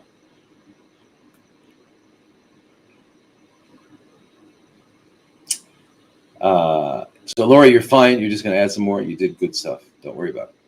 You are. There's no good or bad. You're doing fantastic. And the fact that you're here asking questions are even more fantastic. Okay. Now, this is from Tanya. Tanya, I have a Demodex mite infestation. Okay, Tanya, I don't know if anyone's ever heard of this Demodex mite infestation. But anyway, just I hope this doesn't ruin your day or your night. You're going to sleep now. I hope this doesn't give you bad dreams. But guess what? These are like tiny microscopic tick-like organisms, right? That live on us anyway. They live on especially our eyelashes, our eyelids. They love that. Anyway, there's actually two species of them, right? There's Demodex folliculorum and there's Demodex brevis. Whatever. So they're very, very small, like 0.15 up to 0.2 millimeters. All right. They have 8 legs, and what do they eat? They feed on dead skin and the oils that we secrete. That's how they get their energy. That's how they live. Guess what? What the research shows is that they happen to be on 100% of adults, humans. And why are they there? I don't want them there. You need them there. They keep your skin healthy. They're part of how we stay healthy. They're actually part of if we want to think of our microbiome, because they're micro, you can't really see them that well. So they're microbiome, they're part of it, right? Now, how do they get to be a problem? Why is she saying she has a problem? Because there's been an imbalance, and now there's more of them than normal, and now they're going to cause itching and stuff like that. Nothing terrible, but that's what it is. You get like some sort of like itis, inflammation of your skin, dermatitis, right? So remember, these guys are ubiquitous. They're not ectoparasites because basically they're commensal. What is the difference? Mutualism is when you have an organism in you that is getting benefit from being in and on you, and you're getting benefit from it. That's mutualism. Commensalism is that it's getting benefit and you're not getting any harm. Parasitism is when it's getting benefit and you're harmed. Okay, so these are probably more like mutualism. They keep our skin really healthy. They get rid of the dead stuff, and they keep us from being too oily and stuff like that. So at worst they would be commensal. That is, they're getting benefit. We're not getting anything, but we are. Okay, so. But anyway, when they get out of hand, because why? Because you've got some sort of imbalance. How do you get the imbalance? I don't know. It could be something. It could be that you're inside, which you're eating, and you're out of balance. It could be on your skin. You've got what you're using has killed or eliminated some of the other microorganisms that live on you, so that these guys take over. Because if they see some empty parking spots, they're going to park their car there. And so if you got a lot more of them, that means the other guys left. So you want to restore the balance. That's all you want to do. So you're not you want to get rid of them. You want to restore the healthy balance of them, right? So one of the things you can use is if you want to go after them, that's what you can use, like that ivermectin cream we were talking about, ointment, like 15%. You can put that on. That'll eliminate some of them. But you got to have the healthy ones, other microorganisms moving in. So that means what? That means you're going to get healthy, clean your colon, eat right, get enough sleep, do all that sort of thing. Don't put any poisons on your skin. Like, don't use soaps that have poisons. Don't use makeup or any other kind of lotions or stuff that have poisons on them. You know, if you want to use oils and stuff because you're in a dry climate, use coconut oil or even extra virgin olive oil or extra virgin coconut oil or, you know, things like that. All right. All right.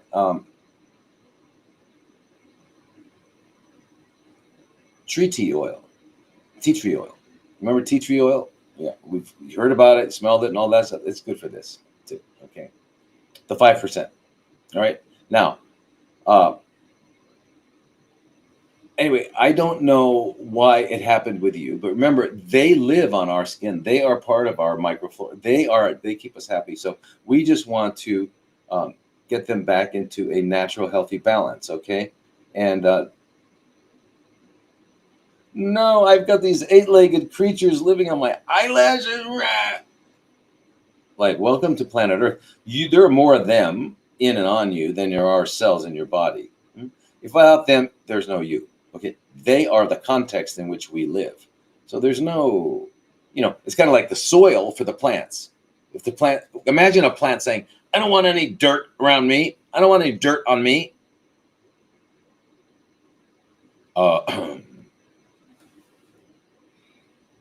If you don't have a hydroponic system, there's no way you're going to get a plant to live in the air. You kind of need the dirt. It's not dirt. I don't like the word dirt. It's a pejorative term. Let's call it, I don't know, earth. Yeah, let's call it earth. Earth is kind of a cool town. Why do we want to call it earth? Because that's what it is, right? And we are what? What are we? We are earthlings. Oh my gosh. Why would I say such a bizarre, weird thing? Because what happens when we die, when we stop breathing, what happens? Our body turns back to earth. What doesn't it turn back to? It doesn't turn back to the United Kingdom. It doesn't turn back to the United States, America. It doesn't turn back to Germany. It doesn't turn back to Thailand.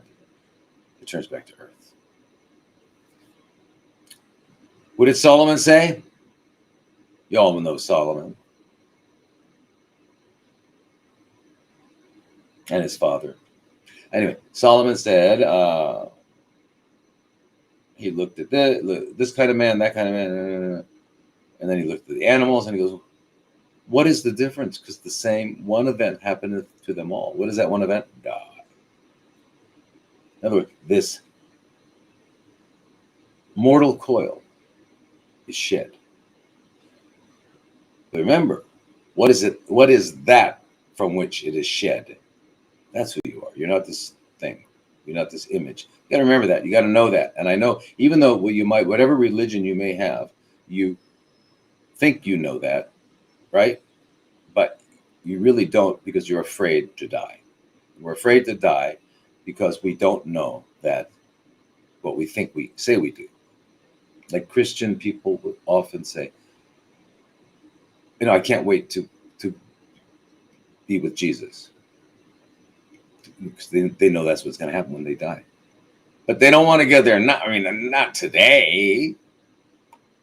Right? I mean, there's no religion, which is good, because that's not the goal. Is not to do that. The reason we're alive, that we were given this gift of life, is to get as much, whatever it is that we're getting from it, to get it, keep getting it. Right? So that natural tendency to want to live and survive is fantastic, and you don't want to lose it. You want to, yay. That's very, very important. But what I'm just saying is that because we don't really know that when it does happen, that it's okay. Not only okay, but it's as necessary as birth was. In order to get into this life, we had to be born. And even though we don't remember, it really wasn't that much fun coming in, your head getting squashed. It wasn't a lot of fun. Then you get slapped and all that. But yeah, here I am. Yay. Okay. And then on the other way going out too. Okay. But remember, that's just one little part of the entire drama, which is eternal.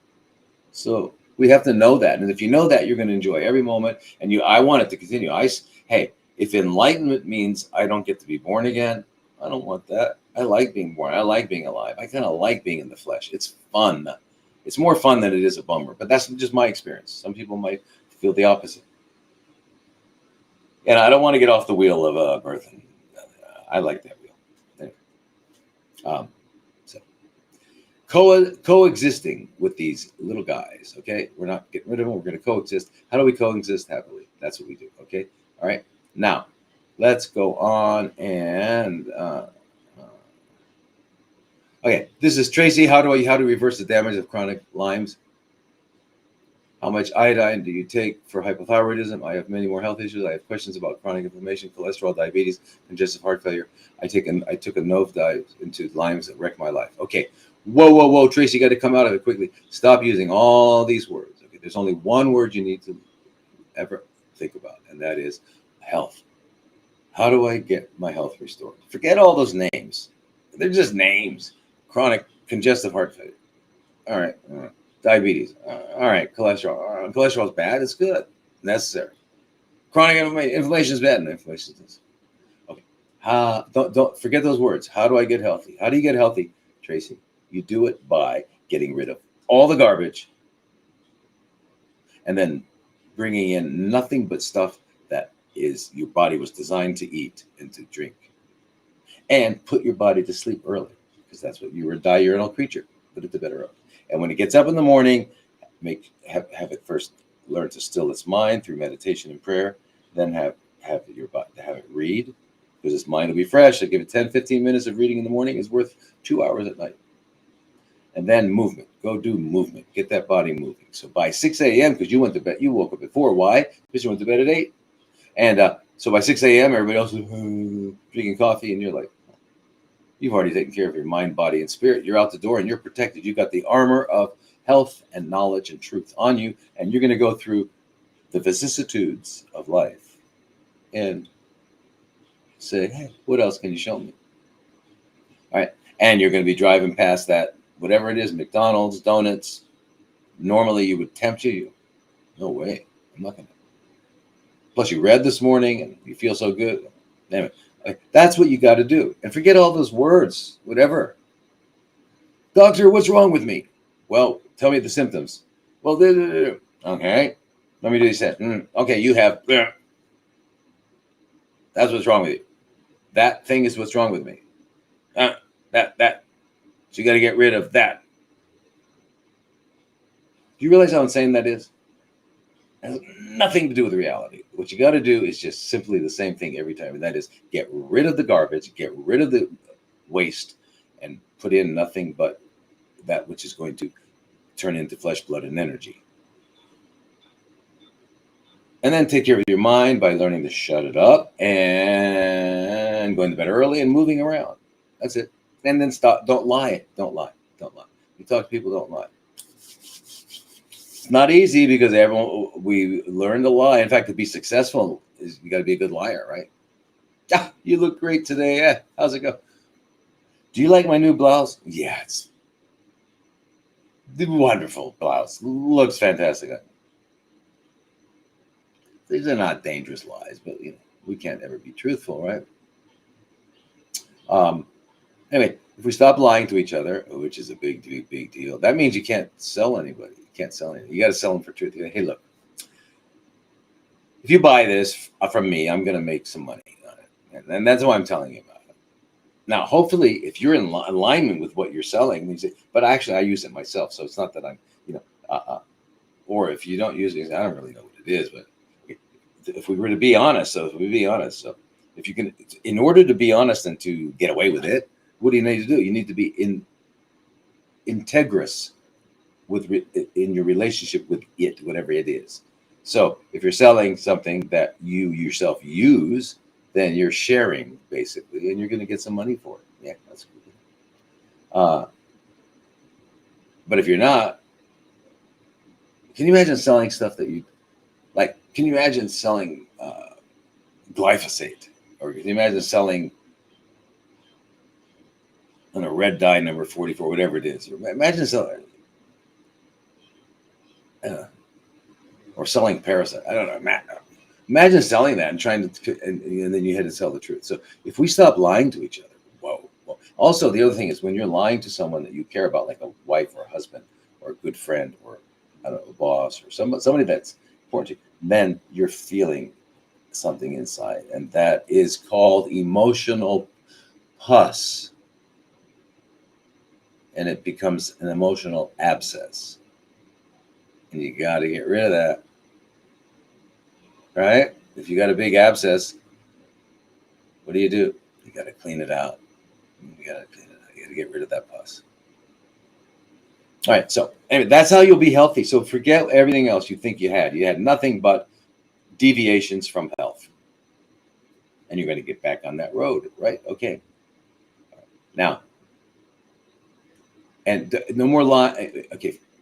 Now, the other thing you need if Lyme's was really a problem is frequency generator. The GB4000 is great. Find someone who has one. The Spooky 2 is good too. It's more complicated.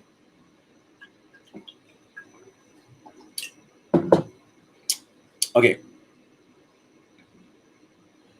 I'm always out of time. God, that's because I'm going to stay a little later because I missed the early part. Okay, Denise is saying, what really is cancer and how, after spending billions and billions of dollars on research, do they still not have a cure? Denise, you're new to us, I can tell. But first of all, what cancer really is chronically fermenting cells. Go and listen to some of the things I've said, okay? And hang around because I'll say them again and again and again and again and again. Chronically fermenting cells, okay? After spending billions and billions, how come we didn't get rid of it? How come there's no cure? There's no cure for that because it's not a disease. It's not something that got into us. It is a homeostatic corrective response to a situation that is not meeting the biological needs. Therefore, if we meet the needs, that response won't be necessary. So that's what it is. A cure would mean, how do I get rid of this thing that shouldn't be there? But it should be there because that's how the body has to do that. It has to ferment to make energy, otherwise it stops existing. So changing your understanding, you'll understand. So they're going to be spending billions and billions of what they're doing is feeding the lie. They're feeding this thing, this monster they made called the disease model, cancer. We're in the war against cancer. We're going to kill it. We're going to kill it. Okay, all that lie has allowed them, the apparatus and the reason, it's the impetus, it's the reason, it's the raison d'être for them to do what they're doing, and that is sell this stuff, buy this stuff. Yeah, newest drug, latest drug, clinically proven. All that nonsense to get rid of something. Can't get rid of something if it's not there. So anyway, if we understand that the body is doing what it's doing always out of necessity, then we need to change what's happening to the body so that it is no longer necessary. It's so simple. Not easy to do because why? Because we're stuck. We're habitual. We're stuck on pleasure. We're stuck on appetite. Inertia. Body in motion tends to stay in motion. The body at rest tends to stay at rest. Well, that's us. We're in motion on this journey, on this death dance. This, called living the good life. We're on a death dance, and we're in motion, and we can't get off of it. Right? We got to get knocked off of it by somebody saying, "You have," and you have. When we say that, we go, oh my gosh, and then we get knocked off that dance, and we say, now that's your chance. That's your chance to say, wait a minute, okay, I'm not getting back on that. I'm going to go on this other journey that I think looks a little better. Look, there's a beautiful paradise. It's called health. I want to go there. I don't want to go on that ugly road. Let's go here. Let's go to health. So when you get knocked off it by some word, whatever that word is, if you want to use the word cancer, you want to use the word heart disease, Alzheimer's, autism, or anything that, whatever does it. Okay, don't do it.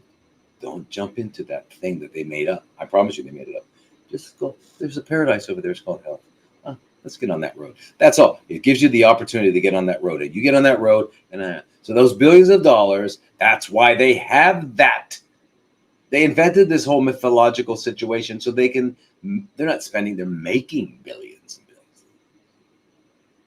Okay, now let's go. This is Zugas. I have a stomach lump around 4 centimeters growing on top tissue, not aggressive, not spread. Good. I refuse chemotherapy, and I have scheduled surgery on December 11th. Oh no. Did we miss you? What time is it? What day is it? Tomorrow. Today's the 9th where I am, so it's the 8th, maybe wherever you are. Anyway, stop. You're going to cut off something that is not aggressive, not spreading. And we don't even know what it is. You're doing a keto vegan diet. Great. You do testing again in a few months. The hospital says it's risky, so they're pushing me to, then don't wait. They want you to cut it off. The only thing with the hospital is saying what's risky is they are risking not getting the money for this procedure. Because once they do the procedure, whatever it is, it's going to make it worse. Which means you're going to need more of their stuff. So the only thing at risk is their, their livelihood. Yeah. They won't tell you that. And I'll probably get knocked off of everything for saying that. But you know what? How do I not say it? How do you not say the truth? Who doesn't say the truth? People that are what? Selling you something, right? Okay.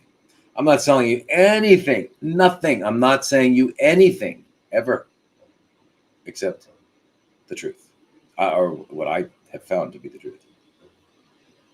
No products. Now, I could endorse some products that I think that I use, like some Faraday clothing, yeah, a dehydrated,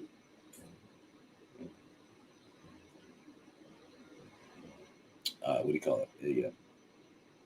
A juicer, things that I could endorse them, but I don't. The reason I don't want to endorse anything is because I think that takes away my credibility. Because then you say, "Wow, that's why he's saying that. He's trying to sell it." I just want you to know that I'm not saying it for any other reason than it is the truth. Do you know what I'm saying? It's the truth. That's the way I'm saying it. I would not. Why would I say something that is? I mean, to say something that's not true to gain something is actually pretty normal in our society. However, it's probably why we're all messed up. Okay, if we only told the truth, can you imagine? Can't imagine. Anyway, so I'm not selling anything except the truth. And by the way, I'm not going to give you answers. I'm going to give you the ability to figure out the answers. That's more important. Right? Isn't that more important? Yes, it is. So whatever that 4 centimeter thing that's growing on the top of your tissue and it's not aggressive, it's not spreading, put some iodine or get some Lugol's iodine, 5%, and just liquid, paint around it. I don't know what it is. I don't know if it's a lipoma. I don't know if it's a little fat growth. I don't know if it's some sort of chronically fermenting group of cells, or I don't know. You don't know, and it doesn't matter. Let's just get rid of it. Let's let it resolve away by living healthy. Let's get healthy. Clean your butt. Do all the things that you need to do to be healthy. Do what you would do if you didn't have that lump, so that you could avoid getting that lump and any other kind of lump. Okay, what is that? You live healthy. So what happens if you have the lump? You live healthy. Don't have the lump? Live healthy. You have BRCA, live healthy. You don't have BRCA, live healthy. I mean, it's the same answer to everything. Yeah, I don't know what else to say, but there's only one way to get healthy. All right, everybody, we're here to be healthy, right? We're not here for any other reason, right? Is that why we're all here? We're here to be healthy. Guess what? There's only one way. You know what? So I guess this will be my last show, since you're going to find out that there's only one way. I have nothing else to say. I have to say it over and over again. Why? Because you're not going to believe it, even though I tell you. How do you get healthy? By living healthy. But I'm taking these.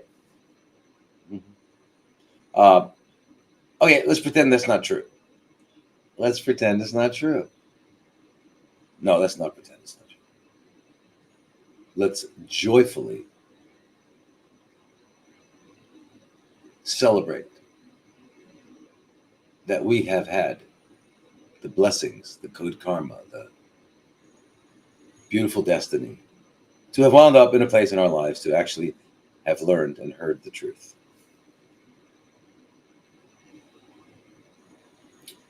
Yeah, the colon is an important biomarker of health.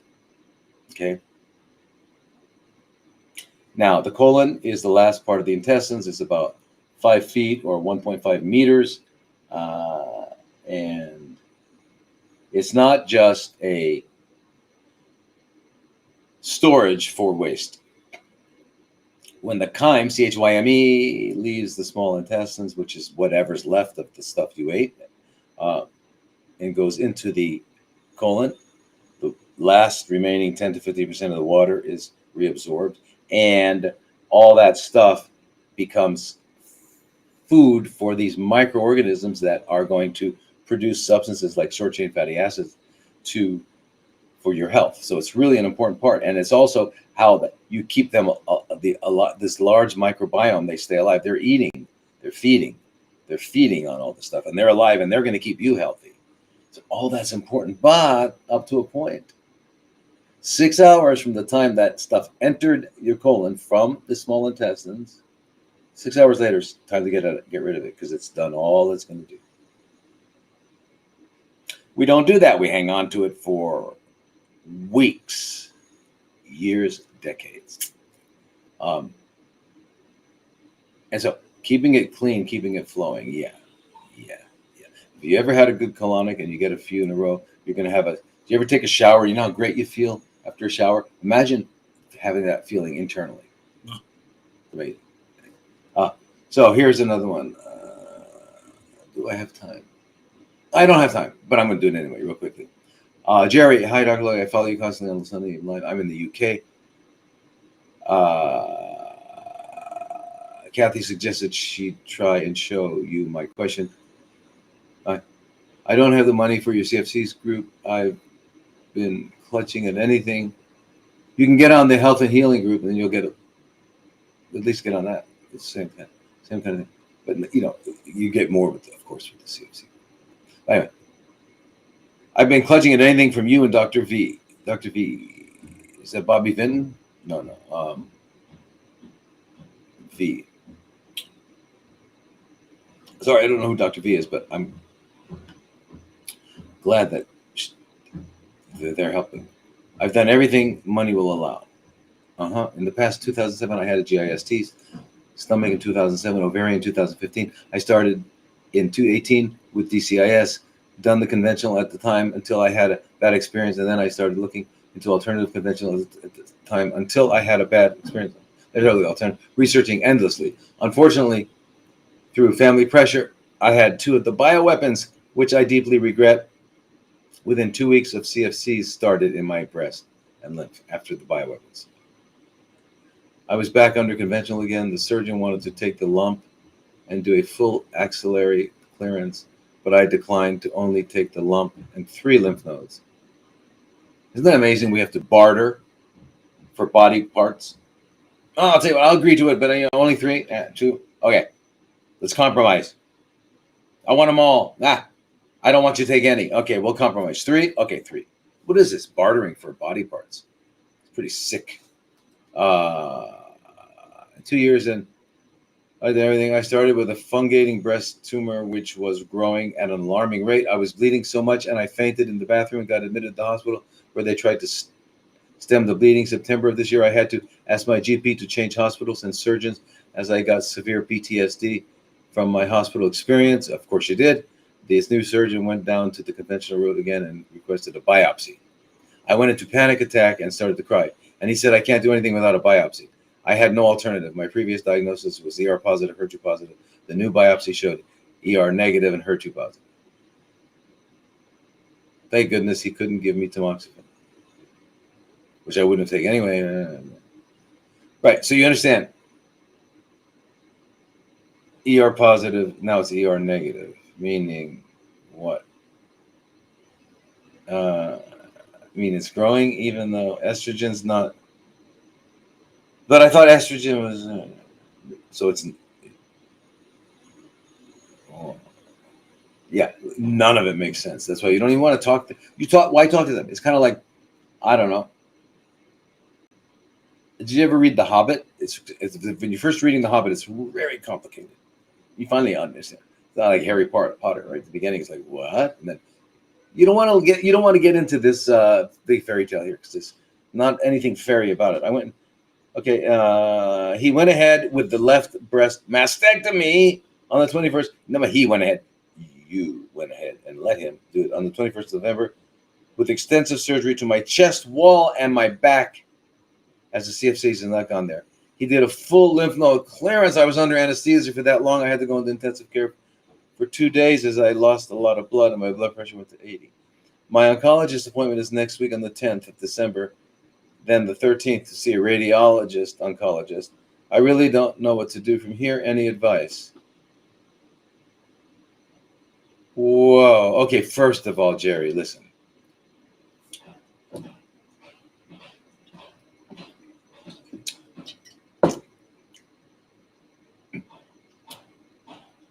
We're in a system that requires this stuff called money to get around and navigate in the system, which is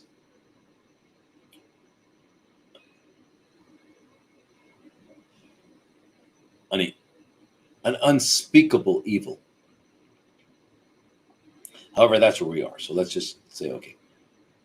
Now, through family pressure, you went and got the Bible. So from now on, you learned, Jerry, that you just tell your family that you don't want to hear any of their advice about health. Tell your family that the day they walk through the door and they are representatives of health, they're beaming and their eyes are glowing and they're just completely optimistic and compassionate and loving and healthy and energetic and all that. Then you say, hey, what are you doing? I want to be like that. Okay. Then you'll take their advice. Meanwhile, if you got some people that are not well telling you what to do to avoid getting ill, it's like an alcoholic telling you you really shouldn't drink or to go have a drink. It's an alcoholic telling you to go have a drink. Yeah. Anyway, so tell your family, listen, say, I love you guys. I'm so glad you're here, but just keep your mouths closed. Okay. Now, that's it. So, okay. The other thing is you're stuck because you're in their world, but you're in their world and you're going through all this stuff because you're afraid, and you're afraid because you bought their story. Okay. And their story is that you're in this horrible nightmare and these things are after you and you got to get us. We're going to give you all this stuff. And how's it going to help you? Well, it's going to poison you. And that's going to help you. And you're going, okay, it's going to poison me. And that's going to help me. Okay. You realize how crazy, afraid we have to be? Okay. Yeah, you didn't get the tamoxifen gladly, thankfully. But, I mean, it doesn't matter because you wouldn't have needed it anyway. So what you got to do is jump off of that train, jump out the door, jump out, get out, and get hit, and look for that road to paradise. There's a road to paradise. As soon as you jump out of that train, you'll see it. It's right in front of you. It's a beautiful road. And guess what? Who's on it? Everybody who figured out that train is the train to death, the train to hell. Want to get on this? Let's go to paradise. Okay, that paradise is the word. So your oncologist appointment, first of all, I mean, unless you're in pain and bleeding or I don't know, something going on, you don't need to go see him, her. And then they want you to see the radiation oncologist. I wonder what he's going to say. I wonder what the radiation oncologist is going to say. You think he's going to say, I think you should go on a juice cleanse. You think the radiation oncologist is going to say that?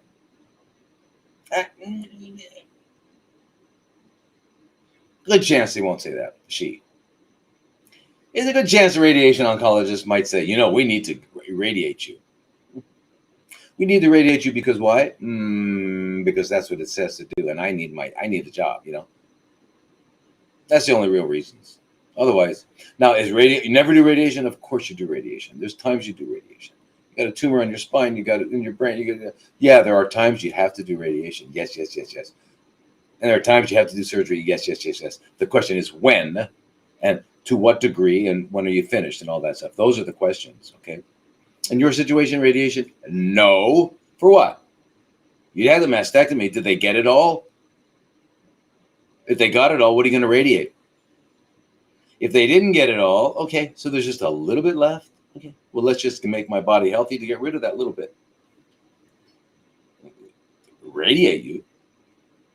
So if you don't need that, and they took all these lymph nodes and all these, don't let them do anything else to you. They took your breast, they took your lymph nodes, full lymph node clearance, whatever that means. All it means is that they took all your lymph nodes, and who gave you those lymph nodes was God, and so let no man taketh what God hath given. Yeah. So anyway, All right. They've done enough harm, right? They've done. So you don't make an appointment with the people who just committed mayhem on you. You don't make an appointment with these people. You go the other way. You say, "All right, you guys. All right, great. You guys want to do what to me? You haven't hurt me. Oh, now you want to radiate me. Hey, forget it. I'm going to Fukushima. I'm going to spend a week at Fukushima. Would that make you happy if I spend a week at Fukushima? You know, listen. These guys are like beyond. They're like, there's insanity, and then there's whatever these guys are. And they've got the culiones. They've got the what do you call them? Huspa. They've got the courage, not the courage, the audacity to come back and say more. It's like this. What? Imagine somebody borrows money from you, right? They borrow, and I just have okay. You get $100. You know what? What are you gonna do with that $100? Why don't you do? Okay, so now you've done it like 20 times, and you go. So wait a minute, you need more? What's happening? And you go, I just need one more. Oh yeah, okay. At some point, you're gonna say, wait a minute. Now, see, I'm the kind of person that keeps going along with it and giving it away. But the person, how do they have the audacity? I would never. If I borrowed money and I hadn't paid it back yet, I couldn't go ask for more. I mean, unless it was my mom, maybe. But I mean, anyway, the audacity. I mean, these guys have the audacity after they just destroyed your life. Try to. You're not going to be destroyed because you're too strong. You're going to make it. And even though they took out a bunch of lymph nodes, that's okay. You're going to go see a certified lymphatic therapist someday. If you can get out of, first of all, you have one big problem. It's called the UK. You got to get out of the I'm telling you. I'm sorry if you're British and you long live the Queen stuff. It's long live the King now. Okay, but I'm telling you, there's a guy named George. What was his name? Orwell. Yeah, he was British and he wrote about you guys. And guess what? You had a baby called America, which is like far worse. Far worse. It kind of reminds me of Damien, right? You had a child called Damien. This is America, and it's like worse. So I'm not saying. Yeah. By the way, so I'm just saying. So one of the problems is UK doesn't want you to do anything that's in your best interest. So I mean, you're not going to get it there. And then if you're poor there, so. You got DCIS, you got all these things, you've had all these things, these ovarian, all that. So you know what? It's time to clean house. It's going to cost you money to buy. You got to get a juicer, you got to clean your house, you got to clean your colon, you learn to do enemas. You can do all these stuff. Now, it's not a matter of believing you can heal. Because if you believe, that means you also doubt. So I want you to, let me ask you a question, Jerry. If you're peeling something later and you cut your finger, do you believe it's going to heal? Or do you know it's going to heal? You know it's going to heal. So what do? Band-Aid, wash it up, Band-Aid, you're done, right? What happens? It heals. Okay. When you know you're going to heal inside, that's when it is. So don't believe. You will heal. You can heal. You do heal. And all you do is get all the junk away and give it what it needs. Get the water, get the junk out, give it water and good food and good soil, and the plant is going to grow. You're going to have a beautiful, incredible, beautiful tree of life. Okay.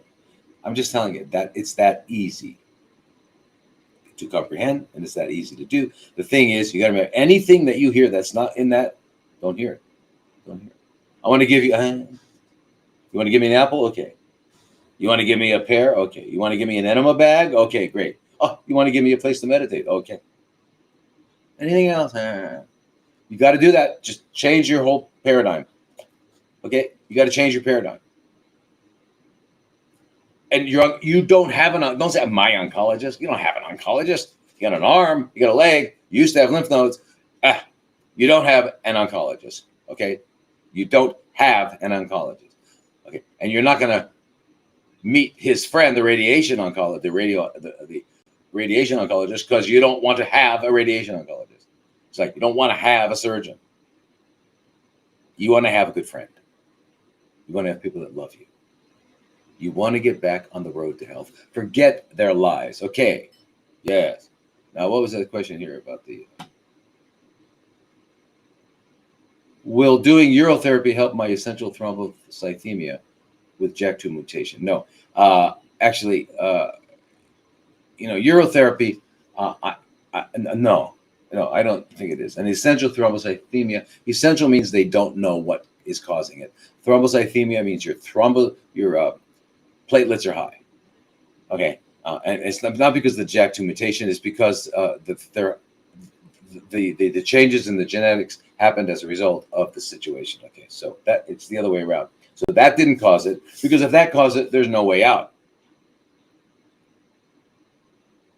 Right? You change your genes. You can't change your genes. I mean, I changed my genes. I've got several pairs of genes, but I mean, these genes you can't change. Right? So now, that's not it. So get out of the thing. You got high platelets. Why? Why do you have platelets? Well, when you get down to it, there's some toxicity in there, and I don't care if it's a microorganism or whatever it is. It got in there because why? Why are microorganisms anywhere? Why is any organism anywhere? It found food. If it finds food, so you're going to clean out all the junk. So because you don't want things that eat junk, you want things that only eat the same things that you eat, the nutrients that you eat. You don't want things that eat junk. Okay, you're going to clean out. Forget their words. Forget their words. Jump off that train, you guys. Jump off that death train. I'm telling you. You got to jump off the death train. Thrombocythemia. Or maybe you have what's called myelodysplastic syndrome, is what they call it, MDS. Anyway, it's just another word that you don't want to need to know what it is, because they don't know what it is. There's no it. That's why they don't know. Because anyway, whatever. All we know is our body is out of balance. What do I need to do? Get it back in balance. How do I do that? I get rid of the junk and I give it what it needs. It's so simple. We want to complicate it. Why do we want to complicate it? Why do they want us to complicate it? So they can have billions and billions and billions of dollars. Not only billions and billions of dollars, but more importantly, control over us.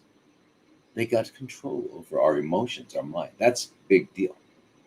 Why is that important? Because then they can do whatever they want. And for them, that's fun. I don't know if any of you like to play chess or checkers, right? It's fun, right? They're having fun playing with us. Chess and checkers, at least we're dealing with inanimate objects, and we're just kind of challenging the person's mind. But what they're doing is, can you imagine? You've got to be what they call sociopathic to be able to do something that results in someone's harm and enjoy it. It's fun. I mean, yeah. So those are the guys. So you don't want an oncologist, you don't want a doctor. I don't want just get rid of those possessive pronouns. And those words aren't real. See that paradise over there, down that road? There, yeah. There's where I'm going. Let's go. Let's go together. Okay. All right, you guys. Swaddy Cop. See you next week, and I hope I'm on time.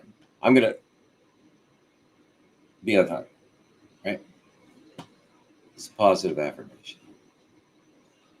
So Swaddy Cop, aloha, and well, there's still 71 of you here. And 17 of you. Well, yeah. Instagram doesn't really, I don't know. Doesn't like me anymore. Let's do one more since 71 of you are here. Okay, so this is from Sarah. Says, my sister did many radiation treatments on her spine, pelvis, hip, and thyroid. Now her bones have fractures in those areas. Her thyroid is destroyed. Her heart rate is over 100. How do I safely remove radiation from her body and restore her thyroid and repair her bones? Wow. Sarah, so I hope, Jerry, you're still listening.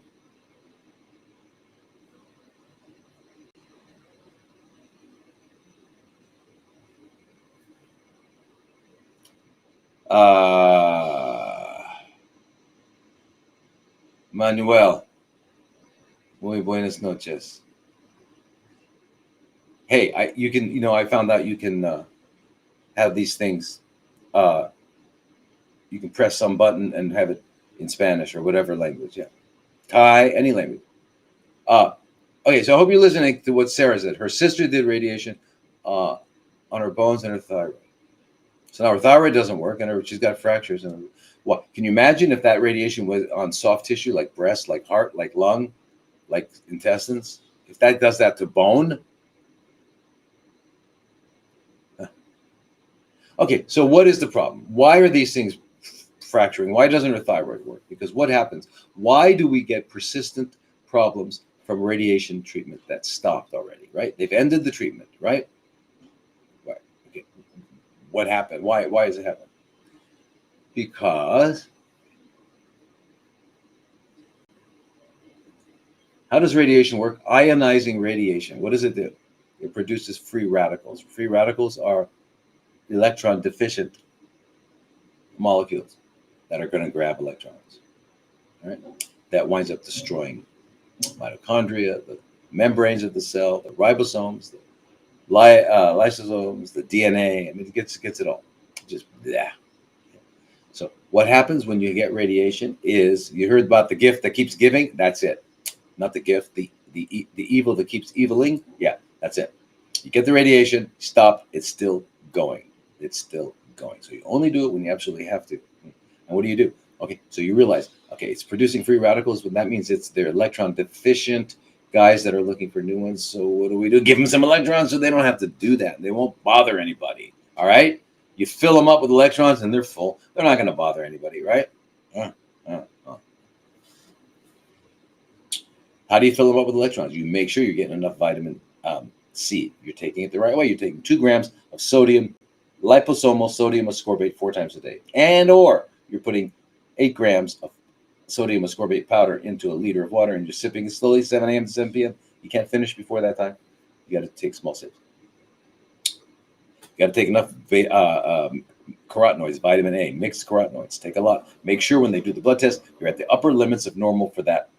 And then vitamin D, you got to make sure you're taking a lot of vitamin D, bones and etc. Up, keep your level around 100. What else you got to take? A bunch of melatonin, 180 milligrams a night. You'll work your way up slowly. You got to make sure you get your thyroid right now. Your thyroid's destroyed. I don't know what that means. You're not producing any thyroid at all. Are you basically without any thyroid function? I don't know. If you are, then you need to take. You're going to be on a thyroid supplement. And I hope they got you on more than just a Synthroid or something like that, which is only a T4. Hope they have on a natural T3, T4, which they don't. They should, or you could. I don't know. You could go to the internet and look for something like, I don't know, Thyrovance and get it. It'd be really important for you to get some help and guidance on what you're going to do because you got a lot of stuff like that. But the bones, what are we going to do for the bones? Well, you need bones are made of, let's see what, minerals? Okay. And what? Connective tissue? Okay, that's vitamin C. Connective minerals, calcium, magnesium, selenium, manganese. Where do I get that? Oh, plants. That's right. Okay. But I would get a multi-mineral complex.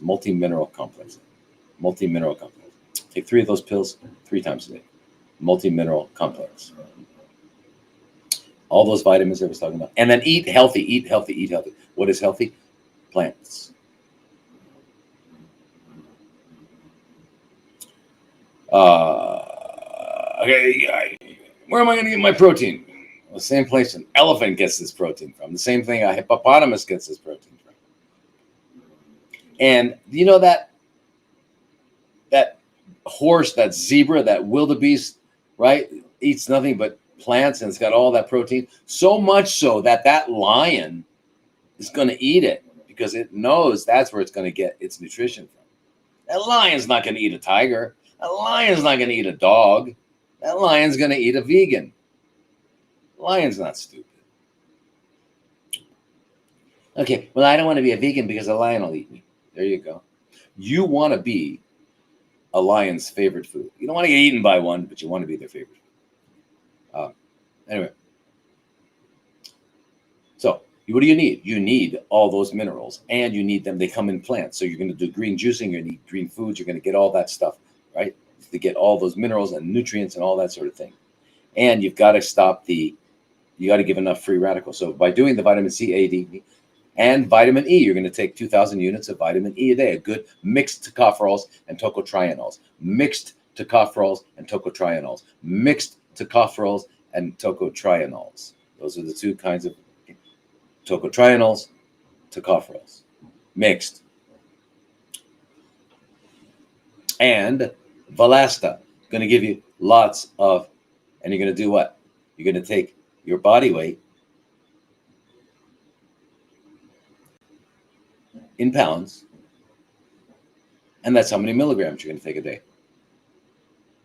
2 times a day, with some kind of fatty meal, and you're only eating in the 6-hour window, so that means 12 and 4, whatever.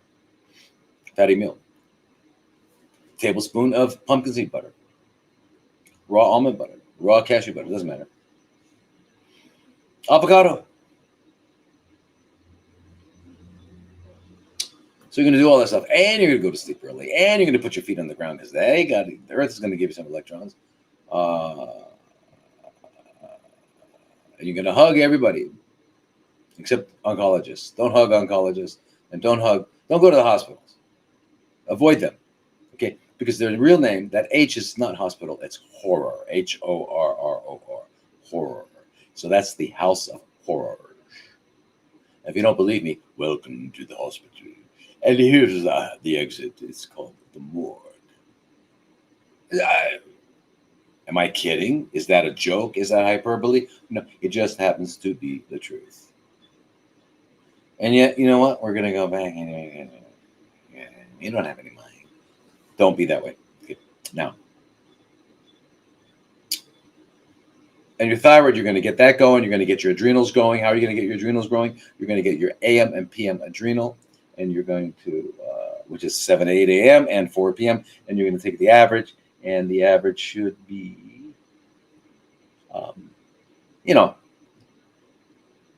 well, the average, whatever that number is, should be your DHEAS, which you're going to check also, should be 15 times more than that. Okay, and then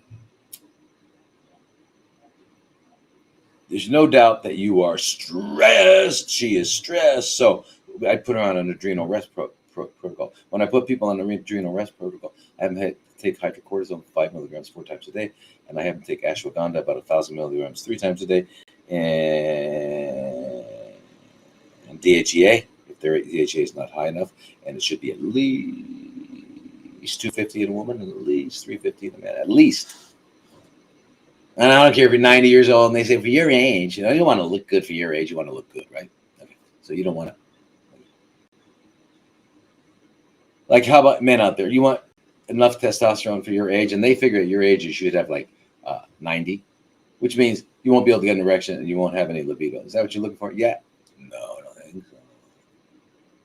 And women, you want vaginal dryness, so when you wipe yourself after you pee, you bleed? Nah, I don't think so. So you don't want stuff for your age. You want stuff for health. I want to be in a healthy range. What's the healthy range? Okay, right. Okay, her heart rate is over 100, means they're giving her too much, and or she's dehydrated or whatever. I don't know what's going on with her. She really needs help. And I'd be happy to help her if I was there, but I'm not there. If you have a doctor that's there who wants to collaborate with me, I'm happy to do that. So how do you remove the radiation from her body? That's what I said. All those living healthy and taking a bunch of the electron donating things, which is why the damage from radiation is ongoing. The theft is like ongoing stealing of electrons. Okay. And your bones, guess what? There's one other thing you do, plus everything I'm talking about, you can also do disodium EDTA once a week or twice a week. You got to find an alternative practitioner who knows how to do that, because they don't know how. They're all doing calcium EDTA now. But the old days we did disodium, which is fine. You just got to do it right. Yeah. And what does it do? It reverses osteoporosis. It puts calcium back in the bone. So doing that and all this, you're going to get her as quickly happy as it. And you're going to never, ever, ever, ever listen to a doctor again. Okay? Unless they can tell you, they can show you the papers that show you by doing this, you're going to be benefited in the long run in the way you want to be benefited.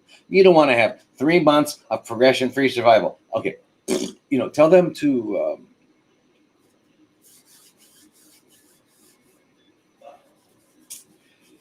go walk on a tightrope for 3 months or something, it's bizarre like that they won't do it. I mean, don't even talk to them unless you're like, if something's happened, you broke something, you got. Anyway, that's all I can say. I got to go, you guys, and have a fantastic week. And just watch out because they're out there. They're gonna get you. They've got, and their weapons are words. Okay, their weapons are words, and they're good at it. They're master archers. They'll get you right in the heart, right in the brain. They'll get you with those words, okay? So how do you live your life in the 21st century? You walk down the street like this. Got it? Okay. Sawasdee kap, kapamakap, aloha, namaste, namaskar, and see you next week. And I do what? I end stream. I'm not sure.